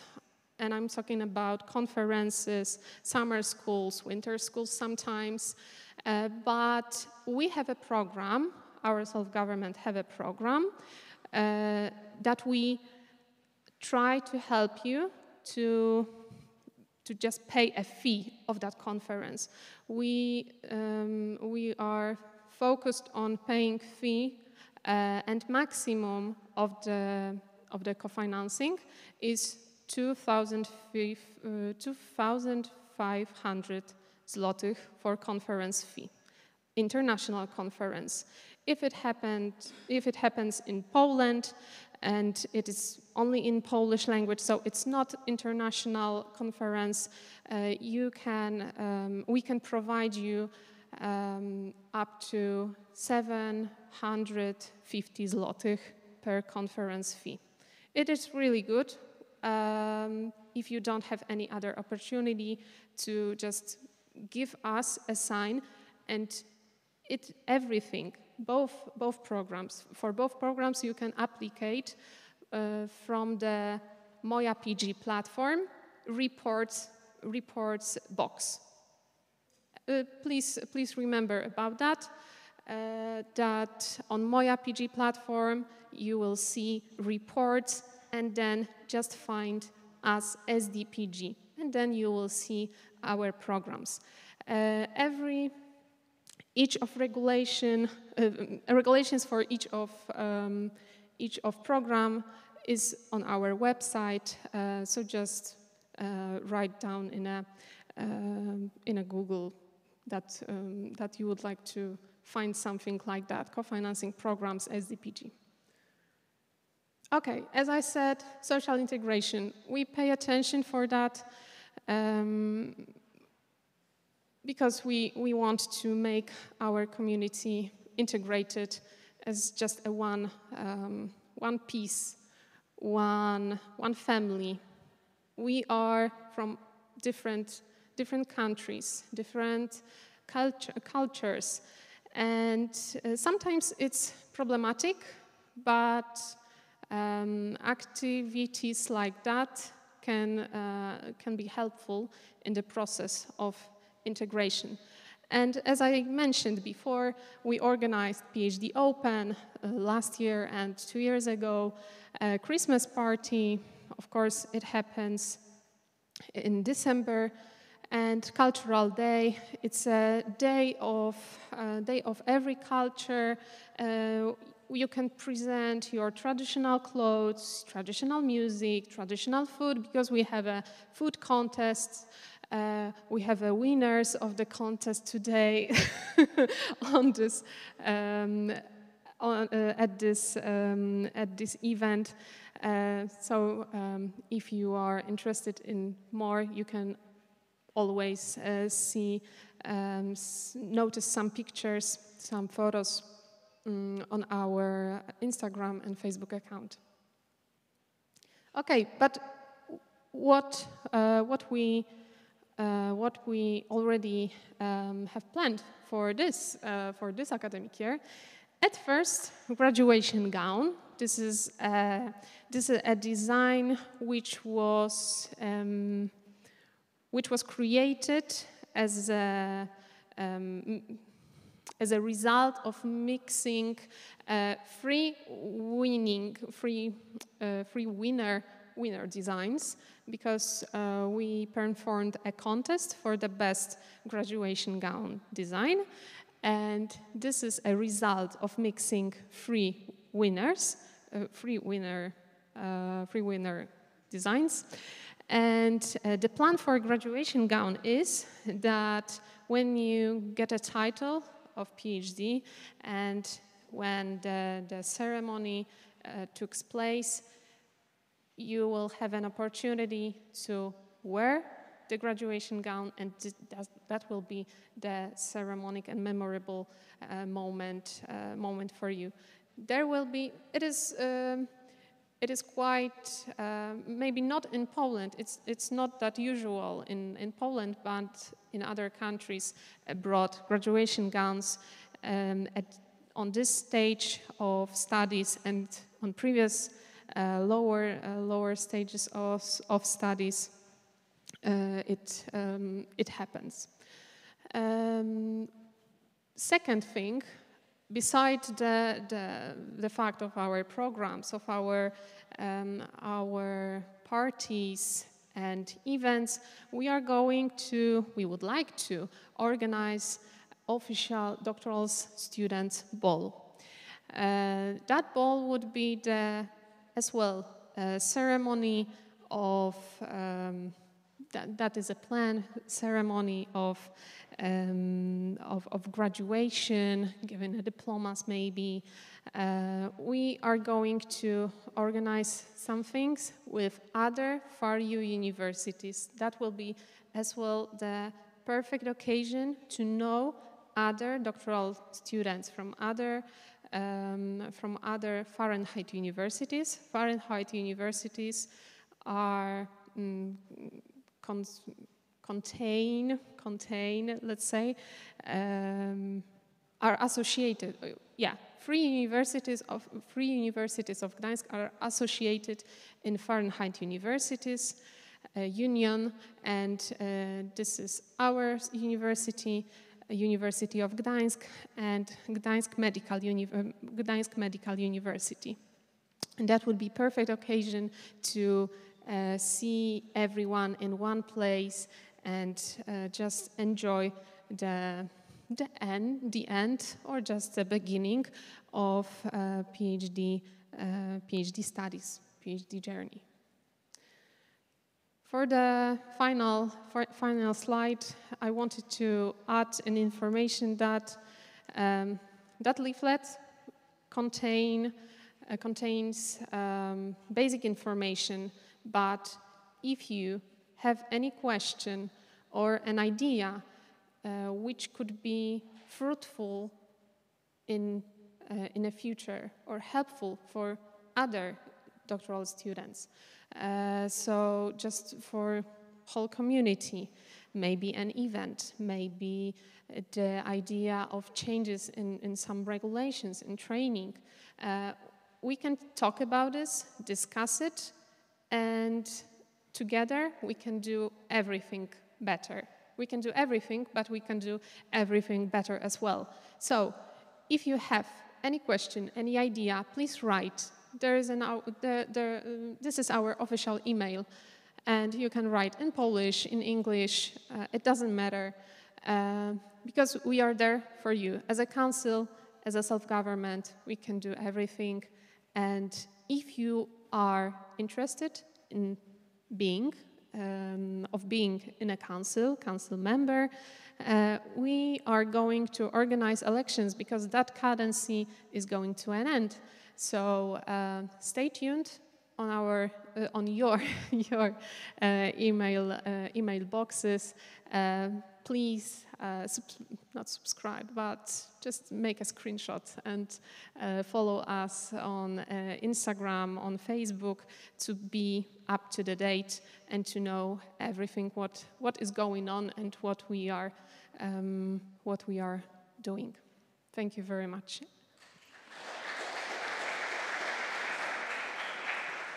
And that would be an end. But maybe, is there anyone who could make a photograph of us, or we could just wave our hands to the camera that we are there. So please come there. Please come there to a stage, and we will take a photo. Yeah.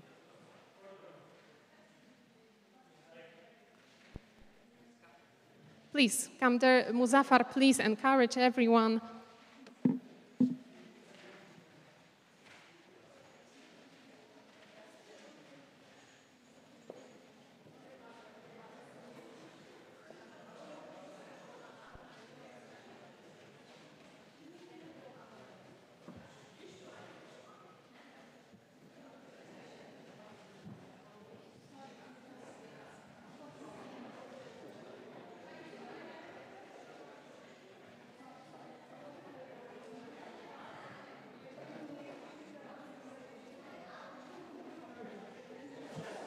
Okay, first we can wave to the camera. Camera is where? In front of us. So first please wave that we are there. And then please, Łukasz, take a photo.